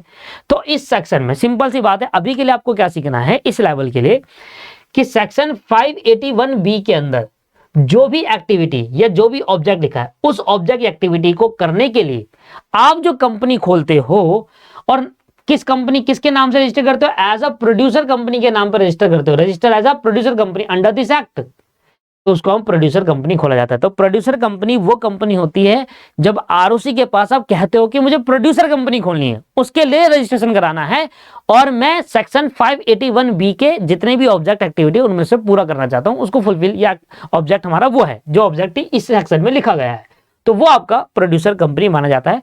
अभी के लिए ना तो ये पेपर में आएगा और ना ही आपको इसको याद करना है, बस इतना से याद रखिए, प्रोड्यूसर कंपनी वो कंपनी होती है जिसका ऑब्जेक्ट जो लिखा हुआ है, स्पेसिफाई करा हुआ है सेक्शन 581 बी के अंदर स्पेसिफाई करा, और ये सब फाइनल के अंदर आपको मिलेगा और वहां पर बता रहा है 581 बी के अंदर क्या है। आप सर्च कर सकते हो, गूगल पे सर्च कर लो section 581 under section 581 B of the companies act में क्या लिखा है। तो जितनी भी लिस्ट आएगी उस लिस्ट में से अगर आप कोई भी एक पॉइंट उठाकर आप कह रहे हो कि यार मेरा ऑब्जेक्टिव ये है, इसके लिए मैंने कंपनी खोली है, तो वो प्रोड्यूसर कंपनी है। और आरओसी के पास आपको कहना पड़ेगा, आरओसी के पास जाकर कि हाँ सर मैं प्रोड्यूसर कंपनी खोलना चाहता हूँ क्योंकि मैं सेक्शन 581 बी के ऑब्जेक्टिव को पूरा कर रहा हूँ। ठीक। इन्वेस्टमेंट कंपनी कौन सी होती है? Investment company as a company whose principal business activities acquisition of share, debenture और अदर सिक्योरिटी। इन्वेस्टमेंट कंपनी वो कंपनी होगी जिसका मेन पर्पस क्या है? शेयर खरीदना बेचना, जिसका डिबेंचर खरीदना या अदर कोई सिक्योरिटी जैसे कि बॉन्ड, म्यूचुअल फंड के यूनिट्स, ये सब खरीदना ही क्या है? इन्वेस्टमेंट कंपनीज होती है। जिनका काम इन्वेस्टमेंट करना होता है, शेयर खरीदना, डिबेंचर खरीदना, other securities, bond, units of the mutual fund वो खरीदना। इसके बाद क्या कह रहा है? स्टैट्यूटरी कंपनी कौन सी है? A company definition is defined as a company that is created by the special act. जो मैंने कहा था ना कि ऐसी कंपनी जो स्पेशल एक्ट से क्रिएट हुई है वो हमारी स्टैट्यूटरी कंपनी होती है। It is a company that provide service to the value to the public as a well known non statutory company as given below. Statutory company वो company होती है जो एक स्पेशल एक्ट से बनी है, मतलब इसको सेपरेट एक्ट से इनको बनाना, इनके एक्ट होते हैं, LIC, life insurance corporation, food corporation of India, industrial finance corporation, state bank of India, reserve bank of India. ये एक नामी जानी कंपनी है जो स्पेशल एक्ट से पास हुई। LIC स्पेशल एक्ट से पास हुई है, इनका एक सेपरेट एक्ट होते हैं और ये कोई अदर एक्ट नहीं फॉलो करते, अपने खुद के एक्ट फॉलो करते हैं और उनके हिसाब से चलते हैं। तो ऐसे कंपनी जिसके एक सेपरेट स्पेशल एक्ट द्वारा पास किया जाता है उसको हम क्या कहते हैं? स्टैट्यूटरी कंपनी कहते हैं। कोई भी कंपनी जो स्पेशल एक्ट के थ्रू पास हुई है, लोकसभा, राज्यसभा, उसका बिल बना, फिर लोकसभा राज्यसभा में पास हो, प्रेसिडेंट, फिर एक एक्ट बना, the LIC act, reserve bank of India, सबके एक्ट है, तो उसके थ्रू जब कोई कंपनी खुलती है उसको हम स्टैट्यूटरी कंपनी कहते हैं। और दोस्तों LIC एक्ट हो या रिजर्व बैंक ऑफ इंडिया का एक्ट हो, ICAI, ICMAI, ICS, chartered accountant, cost accountant, company secretary, इनके भी सेपरेट एक्ट है, ये भी स्पेशल एक्ट द्वारा बने हैं। तो ये अपने एक्ट ही फॉलो करते हैं, इनको जो इनको है अपने एक्ट की जब सारी बातें माननी पड़ती है, इनके लिए वही इनका कॉन्स्टिट्यूशन होता है। ठीक है सर, ये हो गया 10th पॉइंट। एंड 11वां पॉइंट, इनएक्टिव कंपनी मैंने आपको बताया कि वो कंपनी होती है जिसने पिछले 2 साल में कोई भी ऑपरेशन नहीं करा हो, कोई भी काम नहीं करा हो, कोई भी सिग्निफिकेंट अकाउंटिंग ट्रांजेक्शन ना करी हो, कभी पिछले 2 साल में कभी फाइनेंशियल स्टेटमेंट या एनुअल रिटर्न फाइल ना करे हो, तो ये 3 कंडीशन सेटिस्फाई कर देता है, उसको इनएक्टिव कंपनी कहते हैं। तो यहाँ पर सर हमारे 11 के 11 पॉइंट मैंने आपको कवर करा दिए। इसके बाद अब हमारा जो पॉइंट रह गया वो रह गया private company and public company, वो भी करेंगे आज चैप्टर। अगला ये हो गया हमारा खत्म पॉइंट, तो हमारे सारे के सारे पॉइंट क्लियर हो गए। Associated company, banking company final पढ़ेंगे, फॉरेन कंपनी, 1% कंपनी आगे चैप्टर डिस्कस करेंगे। स्मॉल कंपनी बहुत अच्छे से बताया है। बताओ वो कौन सी 5 कंपनी होती है जो स्मॉल कंपनी होगी ही नहीं कभी? Public company, subsidiary, holding company, section 8 company और स्पेशल एक्ट वाली कंपनी। ये स्मॉल कंपनी कभी नहीं बन सकती। इसके अलावा जो 2 कंडीशन सेटिस्फाई कर दे, 50 लाख 2 करोड़ वाली, तो वो स्मॉल कंपनी बन सकती है। सेक्शन 8 कंपनी आगे डिस्कस करेंगे, हमारा चैप्टर है इसका। डोरमेंट कंपनी के बारे में बताया मैंने आपको, एंड आपको producer company, investment statutory company जो स्पेशल एक्ट द्वारा पास होती है वो कंपनी, और इनएक्टिव पिछले 2 साल में कोई भी फाइनेंशियल स्टेटमेंट ना बनाई, सिग्निफिकेंट ट्रांजेक्शन नहीं करी और फाइनल अकाउंट्स और फाइनेंशियल स्टेटमेंट या एनुअल रिटर्न फाइल नहीं करी हो या कोई ऑपरेशन ना करा हो पिछले 2 साल में, इनएक्टिव कंपनी। अब जो सबसे इंपॉर्टेंट पॉइंट है वो और लास्ट पॉइंट हमारे, और जो सबसे इंपॉर्टेंट है वो है public company and private company. भाई बहुत इंपॉर्टेंट है एंड इसका याद करना आपके लिए बहुत जरूरी है।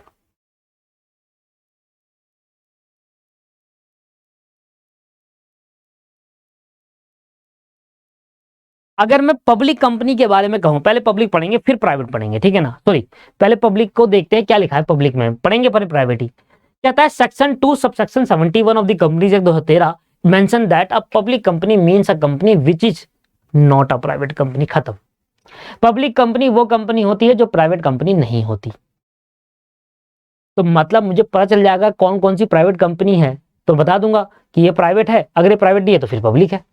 मतलब पब्लिक कंपनी वो कंपनी है जो प्राइवेट कंपनी नहीं है। तो कोई भी कंपनी, बहुत सारी कंपनी आपके 100 कंपनी आपके सामने आई, आपने 100 कंपनी के प्राइवेट कंपनी वाले फीचर्स को मिलाया, उसमें से 50 कंपनी प्राइवेट कंपनी नहीं थी, तो फिर 50 क्या है? Public company. तो पब्लिक कंपनी की सिंपल सी डेफिनेशन है, ऐसी कंपनियां जो प्राइवेट कंपनी नहीं है वो पब्लिक कंपनी होती है।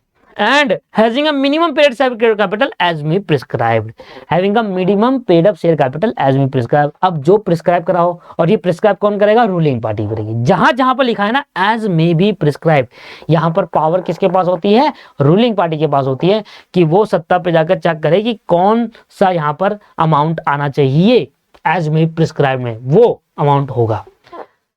तो आइए दोस्तों पढ़ते हैं प्राइवेट कंपनी के बारे में, फिर वापसी पब्लिक कंपनी में। ठीक है, तो प्राइवेट कंपनी के बारे में पढ़ते हैं, क्योंकि जब तक हमें यह पता नहीं चलेगा कि कौन सी कंपनी प्राइवेट है, अगर हमें पता चलेगा कि यार ये वाली कंपनी प्राइवेट है या नहीं है, अगर नहीं है तो फिर वो पब्लिक है। ऑब्वियस है कि प्राइवेट नहीं है तो भी पब्लिक होगी, बस दो ही हो सकता है। तो प्राइवेट कंपनी की कंडीशन को देखते हैं कि प्राइवेट कंपनी कौन सी होती है। प्राइवेट कंपनी क्या होती है? Section 8 subsection 68, section 268 of the companies act 2013 state private company means a company having a minimum paid up share capital, कम से कम इतनी पेड अप शेयर कैपिटल तो होनी चाहिए, क्या? As me prescribed. अब ये एज मी प्रिस्क्राइब में कोई अमाउंट नहीं गिवन।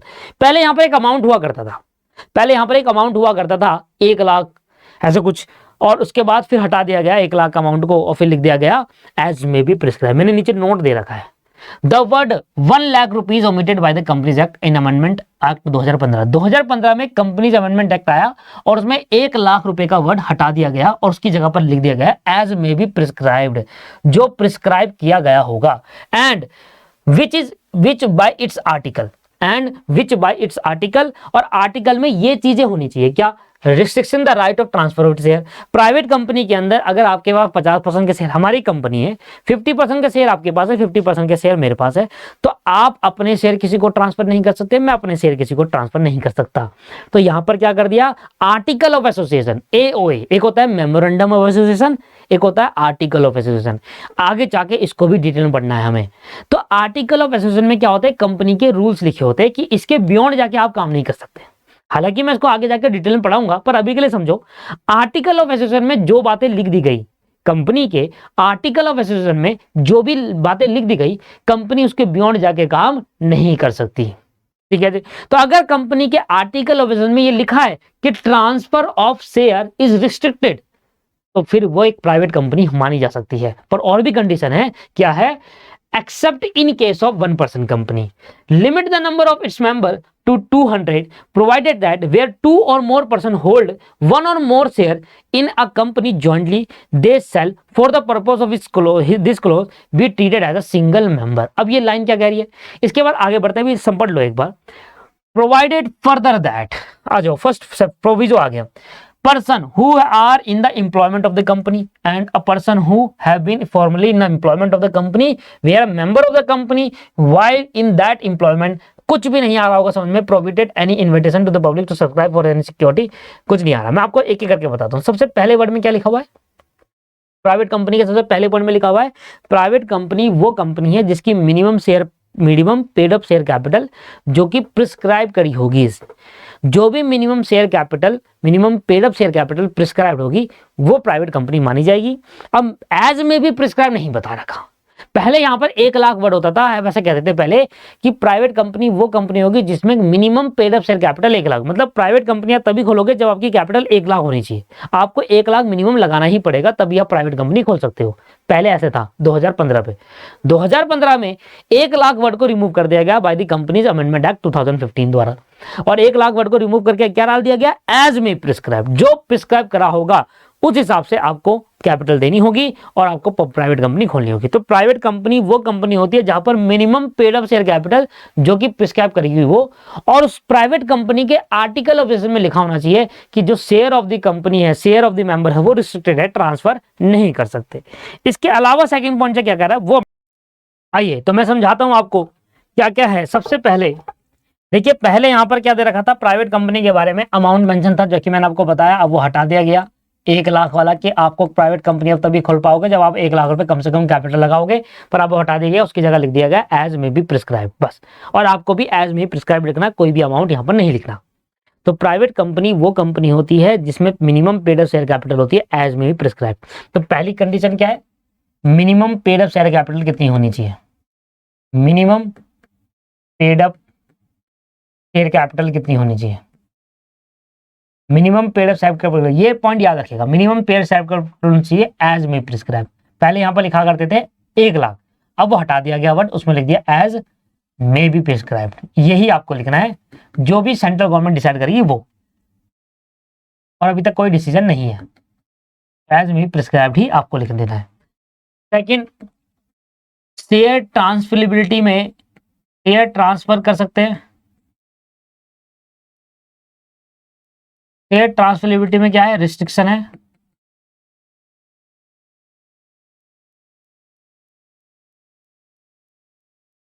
शेयर ट्रांसफरेबिलिटी में रिस्ट्रिक्शन है, मतलब प्राइवेट कंपनी के मेंबर्स जो शेयर होल्डर है वो अपने शेयर ट्रांसफर नहीं कर सकते। मतलब मेरे पास 50% शेयर है, 50% आपके पास शेयर है, आप भी ट्रांसफर नहीं कर सकते, मैं भी नहीं कर सकता।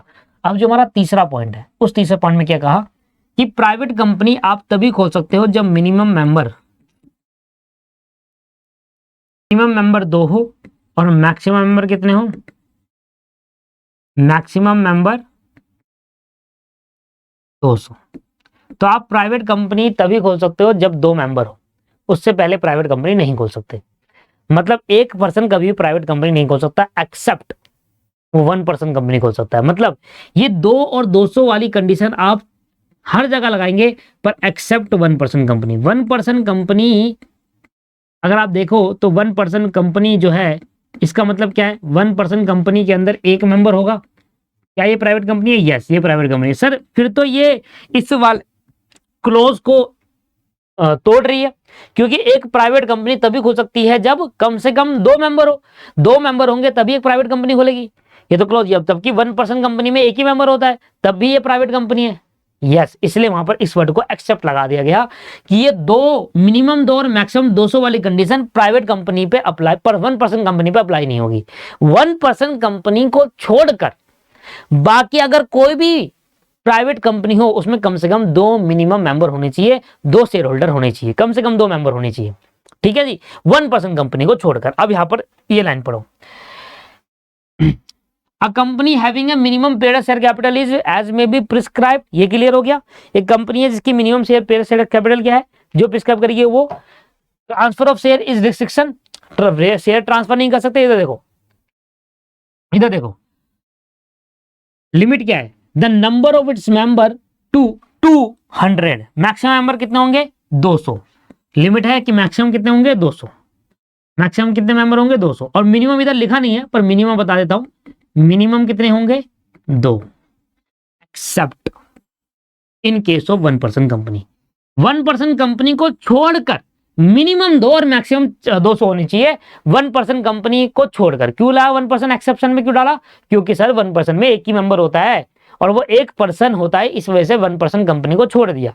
क्योंकि 1 पर्सन में प्राइवेट कंपनी पहले नहीं खुलती थी, 2 पर्सन चाहिए थे, इसलिए इसको एक्सेप्शन डाल दिया कि 1 पर्सन कंपनी 1 पर्सन वाली होती है, वो प्राइवेट कंपनी है, उसको छोड़कर बाकी सभी कंपनीज के अंदर आपको मिनिमम 2 मेंबर होने चाहिए। अगर आप प्राइवेट कंपनी खोलना चाहते हो तो मिनिमम 2 होने चाहिए। अब क्या कह रहा है, प्रोवाइडेड दैट वेयर 2 और मोर पर्सन होल्ड 1 और more share in a company jointly they shall for a purpose for this clause be treated as a single member. इसका एग्जांपल समझिए, मान लो एक A1 है, एक A2 है, 2 पर्सन है। इस 2 पर्सन ने मिलकर कंपनी के एक शेयर खरीदे, तो इसको एक ही मेंबर माना जाएगा। ये 2 अलग अलग मेंबर नहीं माने जाएंगे, एक मेंबर माना जाएगा।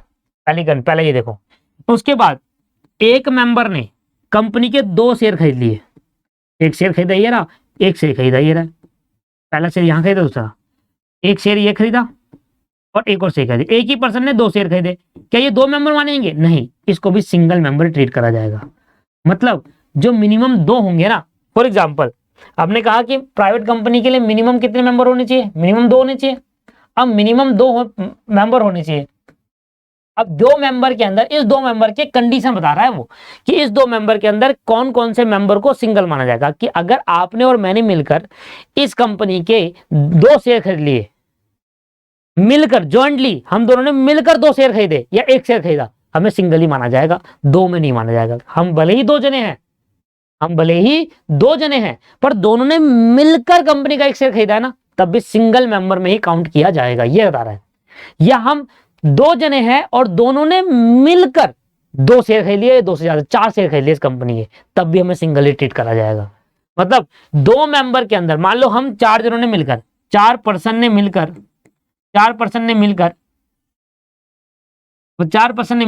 एक शेयर खरीदा, हमें एक मेंबर में काउंट किया जाएगा, भले ही हम चार जने हैं।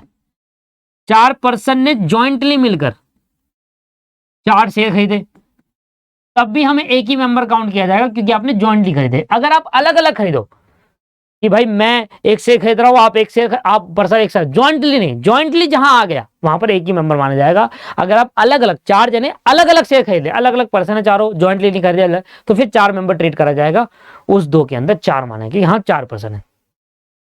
फॉर एग्जाम्पल कि आपके फादर है, ये आप हो और मदर है, तो फादर का 50% शेयर है और 50% शेयर मदर और सन का है। अगर आपका और आपकी मम्मी का 50% शेयर है कंपनी में और फादर का अकेला 50% शेयर है, तो कितने मेंबर हो गए? दो मेंबर माने जाएंगे। सर ऐसे तो तीन है, नहीं, अगर दो पर्सन मिलकर अगर एक शेयर खरीदते हैं तो उसको दो एक ही मेंबर पे काउंट किया जाता है, ये कह रहा है इधर। Provided that first proviso whether where two और मोर पर्सन, दो या दो से ज्यादा पर्सन अगर होल्ड कर रहा है एक शेयर या एक से ज्यादा शेयर, मान लो दो पर्सन ने एक शेयर खरीदे, तब भी सिंगल ट्रीट करा जाएगा। दो पर्सन ने जॉइंटली मिलकर दो ही शेयर खरीदे, अलग अलग नहीं खरीदे, जॉइंटली मिलकर दो शेयर खरीदे, दो पर्सन ने दो शेयर खरीदे, तब भी एक माना जाएगा। सर अब तो दो पर्सन ने दो अलग अलग खरीदे, अलग अलग मानो ना, नहीं, मिलकर खरीदे। अगर कहते अलग अलग तो मानता ना, क्या लिखा है? मिलकर। कहां लिखा है सर? ये रहा, कंपनी जॉइंटली लिखा हुआ है कि अगर दो या दो से ज्यादा पर्सन होल्ड करेंगे एक या एक से ज्यादा शेयर इन अ कंपनी, मिलकर जॉइंटली, अगर ये वर्ड नहीं होता तब मैं कहता कि दो पर्सन अगर दो शेयर खरीदते तो दो मेंबर अलग अलग ट्रीट करा जाता है, दो मेंबर माने जाते। पर क्या कह रहा है? दो मेंबर मिलकर जॉइंटली दो शेयर खरीद रहे हैं, एक साथ मिलकर दो शेयर खरीद रहे, तो वो सिंगल ही माना जाएगा। क्या लिखा है? दे सेल मतलब जरूरी, for this purpose of this clause, इस क्लोज के तहत कि मिनिमम 200 के अंदर आने, be treated as a single member, उसको एक ही में काउंट किया जाएगा। ठीक है ना? फॉर एग्जाम्पल इधर देखते हैं, हमारे पास 199 मेंबर ऐसे थे जिन्होंने सिंगल शेयर खरीदे, जॉइंटली नहीं खरीदे, तो 199 मेंबर हो गए। और मैक्सिमम कितने मेंबर ला सकते हैं? 200, उससे ज्यादा ला सकते। तो चार पर्सन अगर एक शेयर खरीदे जॉइंटली तो वो 200, एक ही सिंगल माना जाएगा। चार पर्सन अगर एक शेयर खरीदेंगे, है वो चार जने, यहाँ 199 मेंबर है, 199 शेयर खरीदे अलग अलग, जॉइंटली नहीं खरीदे, तो उसको 199 मेंबर ट्रीट करा जाएगा। अब एक शेयर बचा, तो एक शेयर अगर चार लोग मिलकर करेंगे तब भी इसको एक ही मेंबर माना जाएगा, चार अलग अलग नहीं माने जाएंगे। ये कह रहा है दो या दो से ज्यादा पर्सन अगर होल्ड करते हैं एक या एक से ज्यादा शेयर जॉइंटली, तो उनको सिंगल मेंबर ट्रीट करा जाता है अंडर दिस क्लॉज। राइट, समझ में आ गया? तो इस 200 के अंदर क्या क्या कवर होगा? इस 200 के अंदर ये दो पर्सन मिलकर एक शेयर खरीद ले, एक ही मेंबर माना जाएगा, दो नहीं माना जाएगा, एक ही ट्रीट करा जाएगा। या एक पर्सन मिलकर दो शेयर खरीद ले, तब भी एक ही माना जाएगा। या दो पर्सन मिलकर दो शेयर खरीदे, तब भी एक ही माना जाएगा। ये कह रहा है तीसरी। तो ये हमारा हो गया तीसरा पॉइंट। फोर्थ पॉइंट क्या कहता है? फोर्थ पॉइंट कहता है कि अगर कोई पर्सन इंप्लॉयर है, अगर कोई पर्सन कंपनी का इंप्लॉय है, पर्सन कंपनी का क्या है? इंप्लॉय है, तो अगर कोई पर्सन कंपनी का इंप्लॉय है तो वो मेंबर में काउंट नहीं किया जाएगा।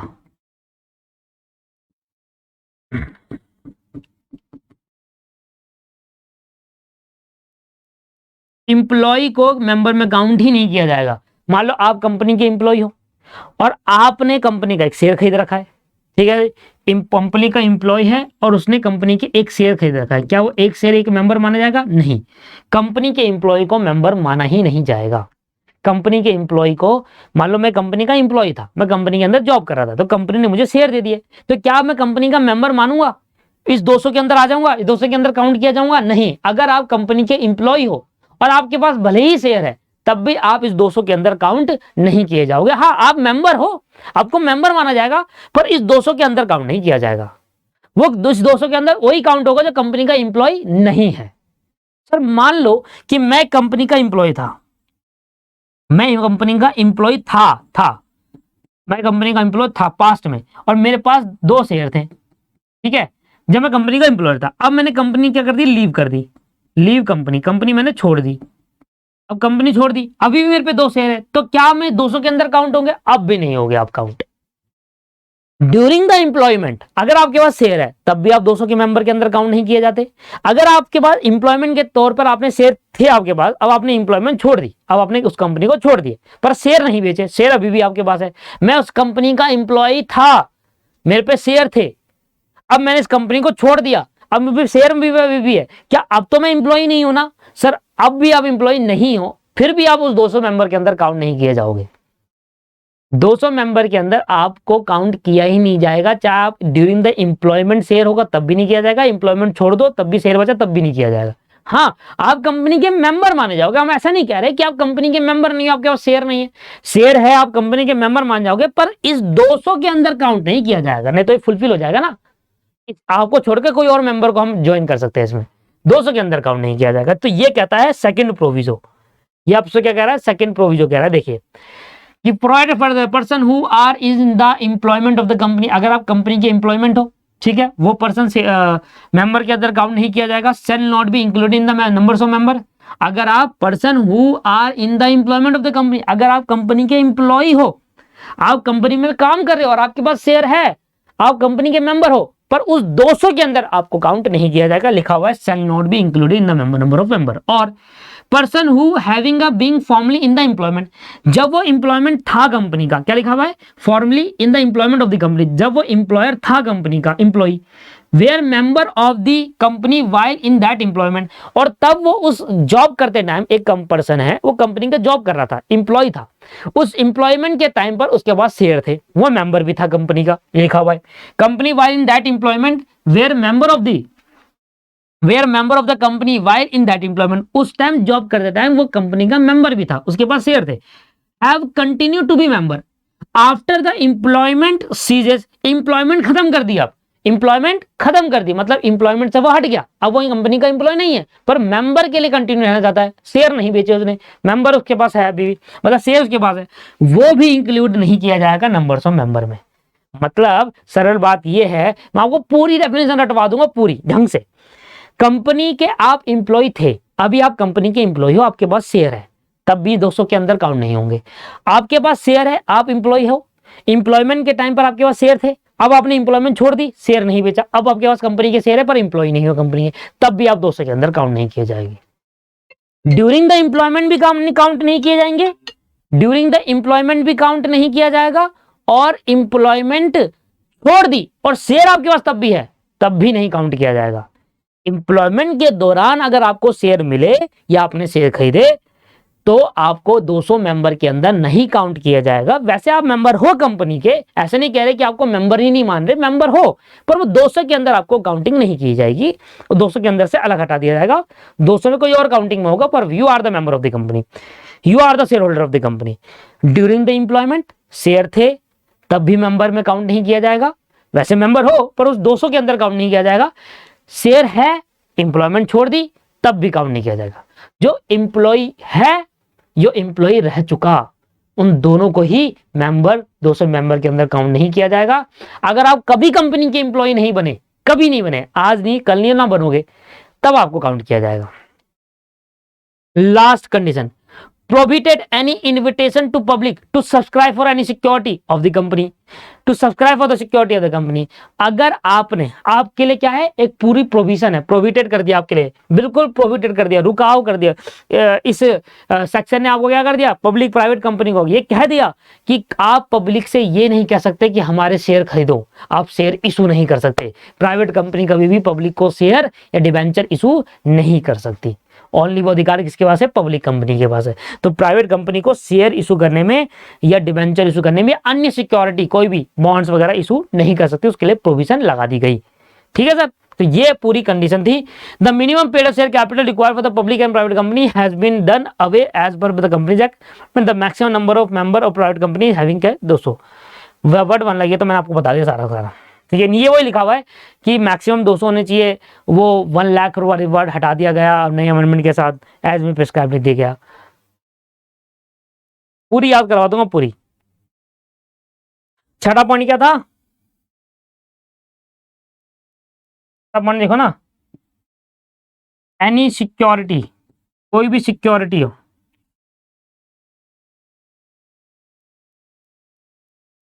Any security not issue to public, मतलब कोई भी सिक्योरिटी, सिक्योरिटी मतलब शेयर, डिबेंचर, बॉन्ड्स, ये सब पब्लिक को इशू करके सब्सक्राइब नहीं करवा सकते कि खरीदो हमारे शेयर।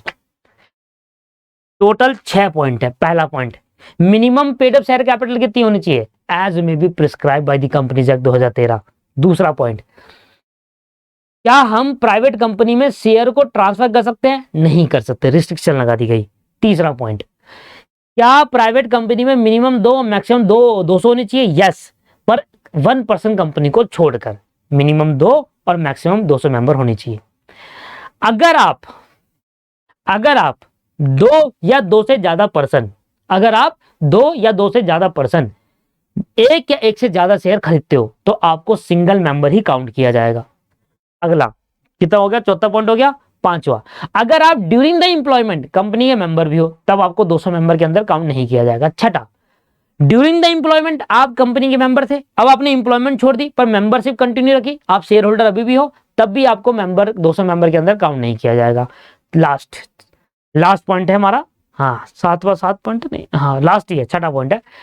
लास्ट पॉइंट क्या है कि आप कंपनी, प्राइवेट कंपनी कभी भी शेयर इशू करके या डिवेंचर इशू करके कोई अन्य सिक्योरिटी को इशू करके अगर पब्लिक को सब्सक्राइब कराने के लिए नहीं कह सकती, प्रोविजन है।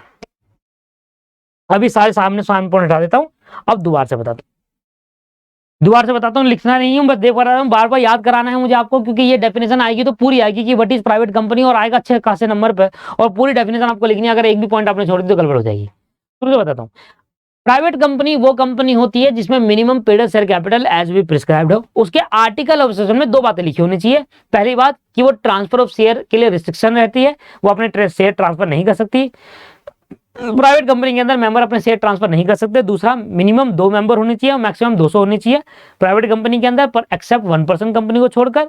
इसके बाद जब 2 या 2 से ज्यादा पर्सन अगर कंपनी के एक से ज्यादा शेयर खरीदे, पहला प्रोविजो है, फर्स्ट प्रोविजो, प्रोवाइडेड दैट से शुरू होता है, प्रोवाइडेड दैट अगर 2 या 2 से ज्यादा पर्सन अगर कंपनी के एक से ज्यादा शेयर खरीदते हैं तो उसको सिंगल मेंबर ही काउंट किया जाएगा। 2 मेंबर है, एक शेयर खरीदते 2 मेंबर नहीं काउंट होंगे, एक ही काउंट किया जाएगा।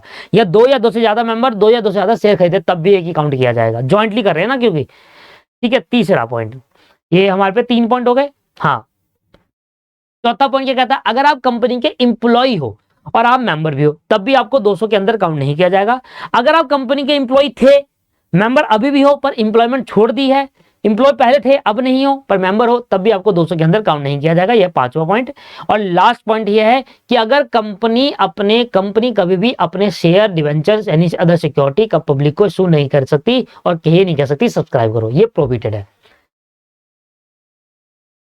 This is the proper definition of, एक बार लास्ट बार पढ़ते हैं। Minimum paid up share capital कितनी, as we prescribe. Share transferability restriction है, मिनिमम 2 मेंबर होने चाहिए, मैक्सिमम 200 होने चाहिए, accept 1% company.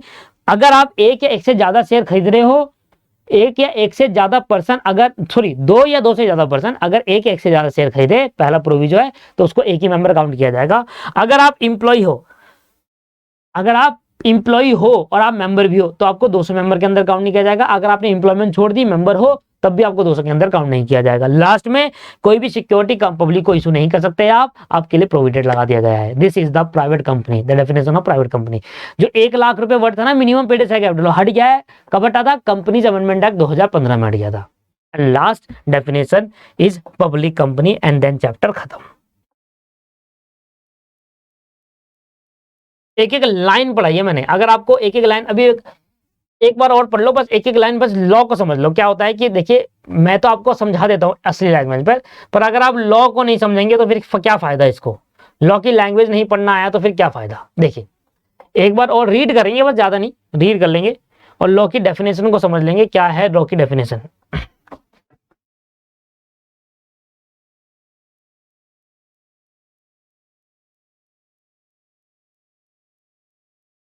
Section 2, subsection 68 of the Companies Act 2013 state that private company means a company having a minimum paid up share capital as be prescribed.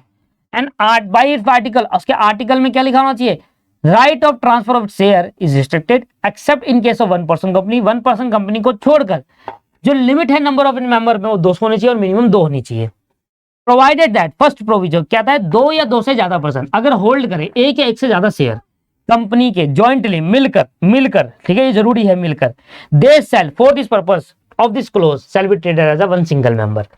इसके बाद second provision provided further that person who are in the employment of the company, अगर कोई person company का employment है और वो member भी है तो उसको shall not be included in the number of member, उसको मेंबर के इंक्लूजन में नहीं माना जाएगा। Person who having a formally in the employment of the company, person एक कंपनी का एम्प्लॉयर था, ये लिखा हुआ है इसमें, were member of the company while that employment, फिर उसके पास वो मेंबर ही बन गया। कंपनी, आप कंपनी के अंदर जॉब करा, आप एम्प्लॉय हो कंपनी के, फिर आप मेंबर ही बन गए कंपनी के और आपने फिर बाद में एम्प्लॉयमेंट छोड़ दी, मेंबर में कंटिन्यू रखा, तब भी आप 200 के अंदर काउंट नहीं किए जाएंगे। Prohibited any invitation to the public to subscribe any security of the company, अगर आप शेयर इशू कर रहे हो, शेयर इशू नहीं कर सकते, डिबेंचर इशू नहीं कर सकते, कोई भी सिक्योरिटी बॉन्ड वगैरह इशू नहीं कर सकते क्योंकि आपके लिए प्रोविडेंट लगा दिया गया, क्योंकि आप प्राइवेट कंपनी हो। प्राइवेट कंपनी क्या करती है भाई, अगर मान लो प्राइवेट कंपनी को भी शेयर इशू करने की इजाजत दे दी तो भाई शेयर इशू करेगी, पैसा उठा लेगी पब्लिक से, भाग जाएगी। इसलिए पब्लिक ने मना, गवर्नमेंट ने मना कर दिया कि आप कर ही नहीं सकते। This is the final. 1 lakh bar omitted कर दिया गया था। अब पब्लिक कंपनी देखो, पब्लिक कंपनी वो कंपनी होती है जो प्राइवेट कंपनी नहीं होती और जिसकी मिनिमम पेड शेयर कैपिटल कितनी होती है? पहले यहाँ पर थी 5 लाख रुपए। पब्लिक कंपनी अगर खोलनी है तो कम से कम 5 लाख रुपए की मिनिमम पेड शेयर कैपिटल लगानी पड़ेगी, ऐसा था। बट अब हटा दिया गया। The word 5 lakh rupees omitted bye the company amendment act 2015। जिस दिन वो 1 लाख वाला हटाया था उस दिन 5 लाख वाला हटा दिया और क्या रख दिया? As may be prescribe. तो पब्लिक कंपनी वो कंपनी होती है जो प्राइवेट कंपनी नहीं होती। तो जो प्राइवेट कंपनी नहीं है वो पब्लिक है और उसकी minimum paid up share capital कितनी है? 5 लाख नहीं, एज मे बी प्रिस्क्राइब्ड है अब, राइट। अब लास्ट, अब यहां पर इंपॉर्टेंट नहीं है, नॉर्मल है। Provided that a company which is subsidiary of a company, एक कंपनी है जो किसी कंपनी की सब्सिडरी है, not being a private company shall be deemed to the public company for this purpose of this act even where such subsidiary company continue to be private company in its article। Provided, पहला provision कह रहा है कि अगर कोई company subsidiary company है और not being a private company, वो प्राइवेट कंपनी नहीं है, एक कंपनी सब्सिडरी है पर वो प्राइवेट कंपनी नहीं है, तो उसको हम पब्लिक कंपनी मान लेंगे। भाई जो प्राइवेट कंपनी नहीं है वो तो पब्लिक कंपनी हुई ना। तो अगर कोई company subsidiary, provided that the company which is a subsidiary of the company, एक कंपनी किसी की सब्सिडरी है और वो जो कंपनी सब्सिडरी है वो प्राइवेट कंपनी नहीं है, तो ये भी पब्लिक कंपनी मान ली जाएगी। मैं आपको एग्जांपल के तौर पर समझाने की कोशिश करता हूँ इस पॉइंट। मैं एग्जांपल के साथ आपको बताने की कोशिश करता हूँ इस पॉइंट को, बहुत अच्छा पॉइंट है, आपको अच्छा समझ में आएगा। देखिए ये एक ए लिमिटेड कंपनी है, ठीक है, और एक बी लिमिटेड कंपनी है। ध्यान सुनना, बी लिमिटेड के आर्टिकल ऑफ एसोसिएशन में लिखा हुआ है कि बी लिमिटेड एक तरीके की it is a private company है। प्राइवेट कंपनी बी लिमिटेड क्या है? एक प्राइवेट कंपनी है। इसके एओए में लिखा हुआ है कि बी लिमिटेड एक प्राइवेट कंपनी है और ए लिमिटेड एक पब्लिक कंपनी है, ठीक है जी।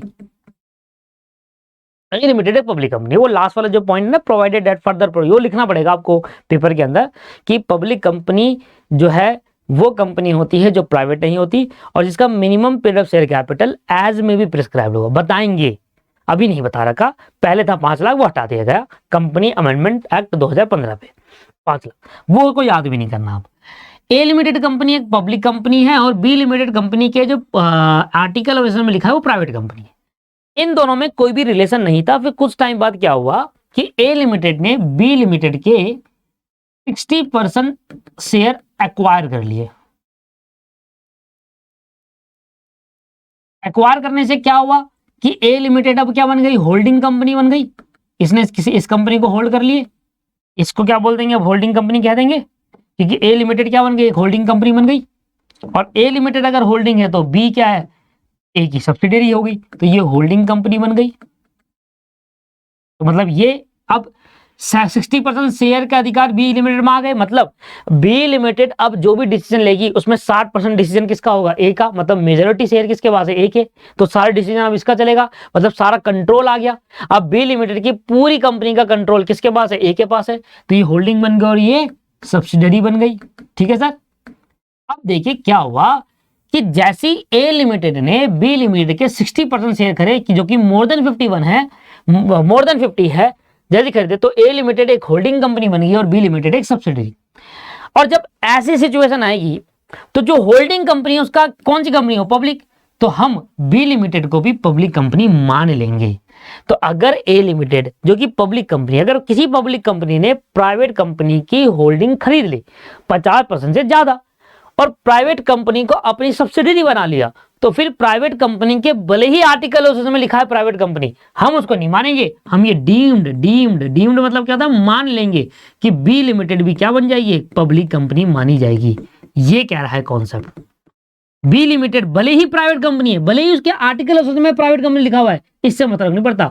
जैसी ए लिमिटेड ने, पब्लिक कंपनी ने एक प्राइवेट कंपनी के 50% से ज्यादा शेयर खरीद लिए, तो अगर ये पब्लिक कंपनी, तो ये भी पब्लिक कंपनी मान ली जाएगी, भले उसके आर्टिकल में कुछ भी लिखा हो।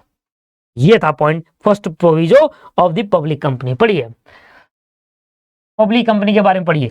अब कहां है, provided that a company which is subsidiary of a company, एक कंपनी जो किसी के सब्सिडरी है, मतलब कौन सी, ये कंपनी इसके सब्सिडरी है या नहीं है, यस।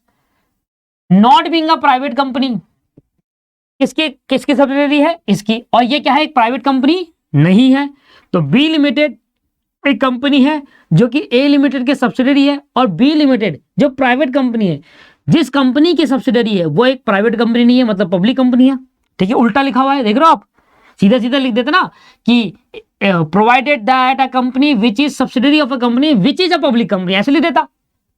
पर लॉ सीधा सीधा कहां होता है, उल्टा उल्टा होता है। तो उल्टा समझना होता है कि भाई a limited provided that a company, वो कंपनी जो किसी कंपनी की सब्सिडरी है, और जिस कंपनी की सब्सिडरी है वो प्राइवेट कंपनी नहीं है, मतलब पब्लिक है। ठीक है सर, ठीक है जी। तो हमने कहा ये कंपनी इस कंपनी की सब्सिडरी है, और जिस कंपनी की सब्सिडरी वो प्राइवेट नहीं है, मतलब पब्लिक है। फिर क्या करेंगे, तो हम उस कंपनी को भी shall be deemed to be public company for this purpose of this act, तो हम इस कंपनी को भी पब्लिक कंपनी मान लेंगे। फिर क्या लिखा है, इवन वेयर, भले ही such subsidiary company continue to be private company in article, भले ही इस कंपनी के आर्टिकल ऑफ एसोसिएशन में लिखा है प्राइवेट कंपनी, तब भी हम इसको इग्नोर कर देंगे, क्योंकि ये इसकी सब्सिडरी बन गई और ये पब्लिक है। होल्डिंग कंपनी हमारी पब्लिक है, बड़ी कंपनी पब्लिक हो गई, तो ये छोटी कंपनी भी पब्लिक मान ली जाएगी, भले उसके आर्टिकल में कुछ भी लिखा हो। आया समझ में आप पॉइंट, ये है पॉइंट इसका। अब public company different from private company in many aspect, public company private company से बहुत सारे एस्पेक्ट्स में डिफरेंट है। कैसे, अब public company has a minimum 7 member, public company में 7 होते हैं फ्रॉम इटसेल्फ एज पर section 3 of the company act 2013, where as a private company need minimum only 2 member, और 1% कंपनी को छोड़कर। तो पब्लिक कंपनी में मिनिमम 7 मेंबर होने चाहिए और प्राइवेट कंपनी में 2 होते हैं, तो ये डिफरेंस आ गया। पब्लिक कंपनी में मिनिमम 7 मेंबर होते हैं, प्राइवेट कंपनी में मिनिमम 2 मेंबर होते हैं, ये डिफरेंस आया। पब्लिक कंपनी के अंदर मैक्सिमम नंबर ऑफ मेंबर होते हैं, प्राइवेट कंपनी में 200, पर पब्लिक कंपनी में कोई भी लिमिट नहीं है, जितने मर्जी मेंबर रह सकते हैं। तो डिफरेंस क्या है, पब्लिक कंपनी में minimum 7, maximum unlimited, private company में मिनिमम 2 और मैक्सिमम लिमिटेड जो कि 200 तक है, राइट। ये डिफरेंस है। According to section 44 the share of any member company shall be movable property transferable to any member in the manner provided by the article of the company. In private company is very definition it very clearly define that article of a private company has to contain restriction of the transferability of share. ये कह रहा है, simple language है, बहुत typical लिखी है, पर उसको सिंपल लिख सकते हैं। In public company transferability of share is allowed but in private company transferability of share is restricted. इतना लिख दोगे खत्म हो गया। पब्लिक कंपनी के अंदर आप शेयर को ट्रांसफर कर सकते हैं किसी भी पर्सन को, जबकि प्राइवेट कंपनी के अंदर आप शेयर को ट्रांसफर नहीं कर सकते। इसको आप सिंपल वे में भी लिख सकते हो अपनी लैंग्वेज में। सेक्शन 268 किसका था? प्राइवेट कंपनी का। वो क्या कहता है? That Monday the requirement of prospectus for making a public offer can not be issue by the private company but in a public company. अब इसके हिंदी में लिख सकते हैं कि प्राइवेट कंपनी के अंदर हम सिक्योरिटी पब्लिक को इशू नहीं कर सकते, सब्सक्राइब नहीं करवा सकते, जबकि पब्लिक कंपनी में हम शेयर, डिबेंचर, बॉन्ड्स, ये सब साइज किसी भी टाइप की सिक्योरिटी हम इशू कर सकते हैं। ये हमारा ये वाला पॉइंट हो गया। सिंपल में आप लिख सकते हैं, कोई बड़ी बात नहीं है, क्योंकि लॉ की लैंग्वेज में लिखा हुआ है, इसको सिंपल लिखना चाहे लिख सकते हैं कि सेक्शन 268 कहता है कि प्राइवेट कंपनी में शेयर सिक्योरिटी इशू करना प्रोहिबिटेड है, जबकि पब्लिक कंपनी के अनुसार देखे जाए तो ये प्रोहिबिटेड नहीं है, आप अलाउ है, आप किसी भी टाइप की security, share, debenture, bond issue करके पब्लिक से पैसा रेज कर सकते हैं। पांचवा पॉइंट ये कहता है। छठा कहता है on the other hand section 149 clear differentiate the minimum requirement of director in a private company public company as a 2 and 3 respectively. ये बता रहा है आपको कि प्राइवेट कंपनी के अंदर मिनिमम 2 डायरेक्टर होने चाहिए और पब्लिक कंपनी में मिनिमम 7 मेंबर होने चाहिए, उसमें से 3 मिनिमम डायरेक्टर होने चाहिए। तो यहां डायरेक्टर की बात करी, मेंबर की नहीं, कि प्राइवेट कंपनी में कम से कम 2 डायरेक्टर हो और पब्लिक कंपनी में कम से कम 3 डायरेक्टर तो होने चाहिए। बाकी जो रिमेनिंग 4 बच जाएंगे, क्योंकि 7 चाहिए ना टोटल, 4 बच जाएंगे, वो डायरेक्टर ना भी हो तो चलेगा, कम से कम 3 होने चाहिए पब्लिक कंपनी में। There are further difference between the private and public company on account manager remuneration, retirement और director quorum requirement for general meeting और सब। और इसके बाद कुछ फर्दर डिफरेंस भी है, वो धीरे धीरे करके आगे बढ़ेगा कि डिफरेंस के अंदर क्या है, कि मीटिंग्स के अंदर डिफरेंस है। There are further difference between the private and public company on account of managerial remuneration। Remuneration में डिफरेंस है। रिटायरमेंट ऑफ डायरेक्टर कैसा होगा, पब्लिक का अलग होता है, प्राइवेट का अलग होता है। कॉरम, ये कॉरम क्या होता है आगे जाके सीखेंगे। General meeting and so on, बहुत सारे ऐसे डिफरेंस है जो धीरे धीरे करके आगे आपको कंपनी एक्ट में पता चलेगा, अभी तो बेसिक ही पढ़ा रहा हूँ आपको मैं। Public company has more scrutiny and regulation levied on them as compared to private company respect to the compliances। अगर आप पब्लिक कंपनी खोलते हो तो आपकी स्क्रूटनी, चेकिंग, जांच पड़ताल, आपके अंदर जो प्रोविजन ऑफ लॉ है वो ज्यादा लगेंगे as compare to private company. Public company में ज्यादा लगते हैं क्योंकि वो फंड रेज कर सकते हैं ना पब्लिक पे, तो उनको ध्यान रखना पड़ता है कि कहीं भाग तो नहीं जाए। प्राइवेट कंपनी में कम कंप्लायंसेस अप्लाई होते हैं। कंप्लायंसेस का मतलब होता है लॉ, प्रोविजन। कंपनीज एक्ट के जितने भी प्रोविजन हो कम अप्लाई होंगे as compare to public company. However public company can be convert into private company and private company also convert into, ये सिमिलरिटी है। पब्लिक कंपनी को आप प्राइवेट कंपनी में कन्वर्ट कर सकते हो और प्राइवेट को पब्लिक में कन्वर्ट कर सकते हो। तो पब्लिक कंपनी की डेफिनेशन में कुछ भी नहीं था। अगर आप देखें तो तीसरे पॉइंट से लेकर 7वें पॉइंट तक आपको दोनों में डिफरेंस बताए हैं, लास्ट में एक सिमिलरिटी बता दी, पर इंपॉर्टेंट पॉइंट जो था वो सेकंड पॉइंट था, प्रोवाइडेड दैट वाला। वही सब्सिडरी, अगर किसी पब्लिक कंपनी की सब्सिडरी है तो सब्सिडरी भले ही प्राइवेट है तब भी वो पब्लिक मानी जाएगी, भले उसके आर्टिकल में लिखा हो। And this is the final public company, और चैप्टर भी खत्म हो गया दोस्तों। अब नेक्स्ट चैप्टर हमारा जो स्टार्ट होगा वो होगा 1% कंपनी। जो हमने भी कहा कि 1% कंपनी क्या होता है, कैसे इनकॉर्पोरेट होता है, तो ये पूरा चैप्टर चलेगा 1% कंपनी का नेक्स्ट क्लास के अंदर।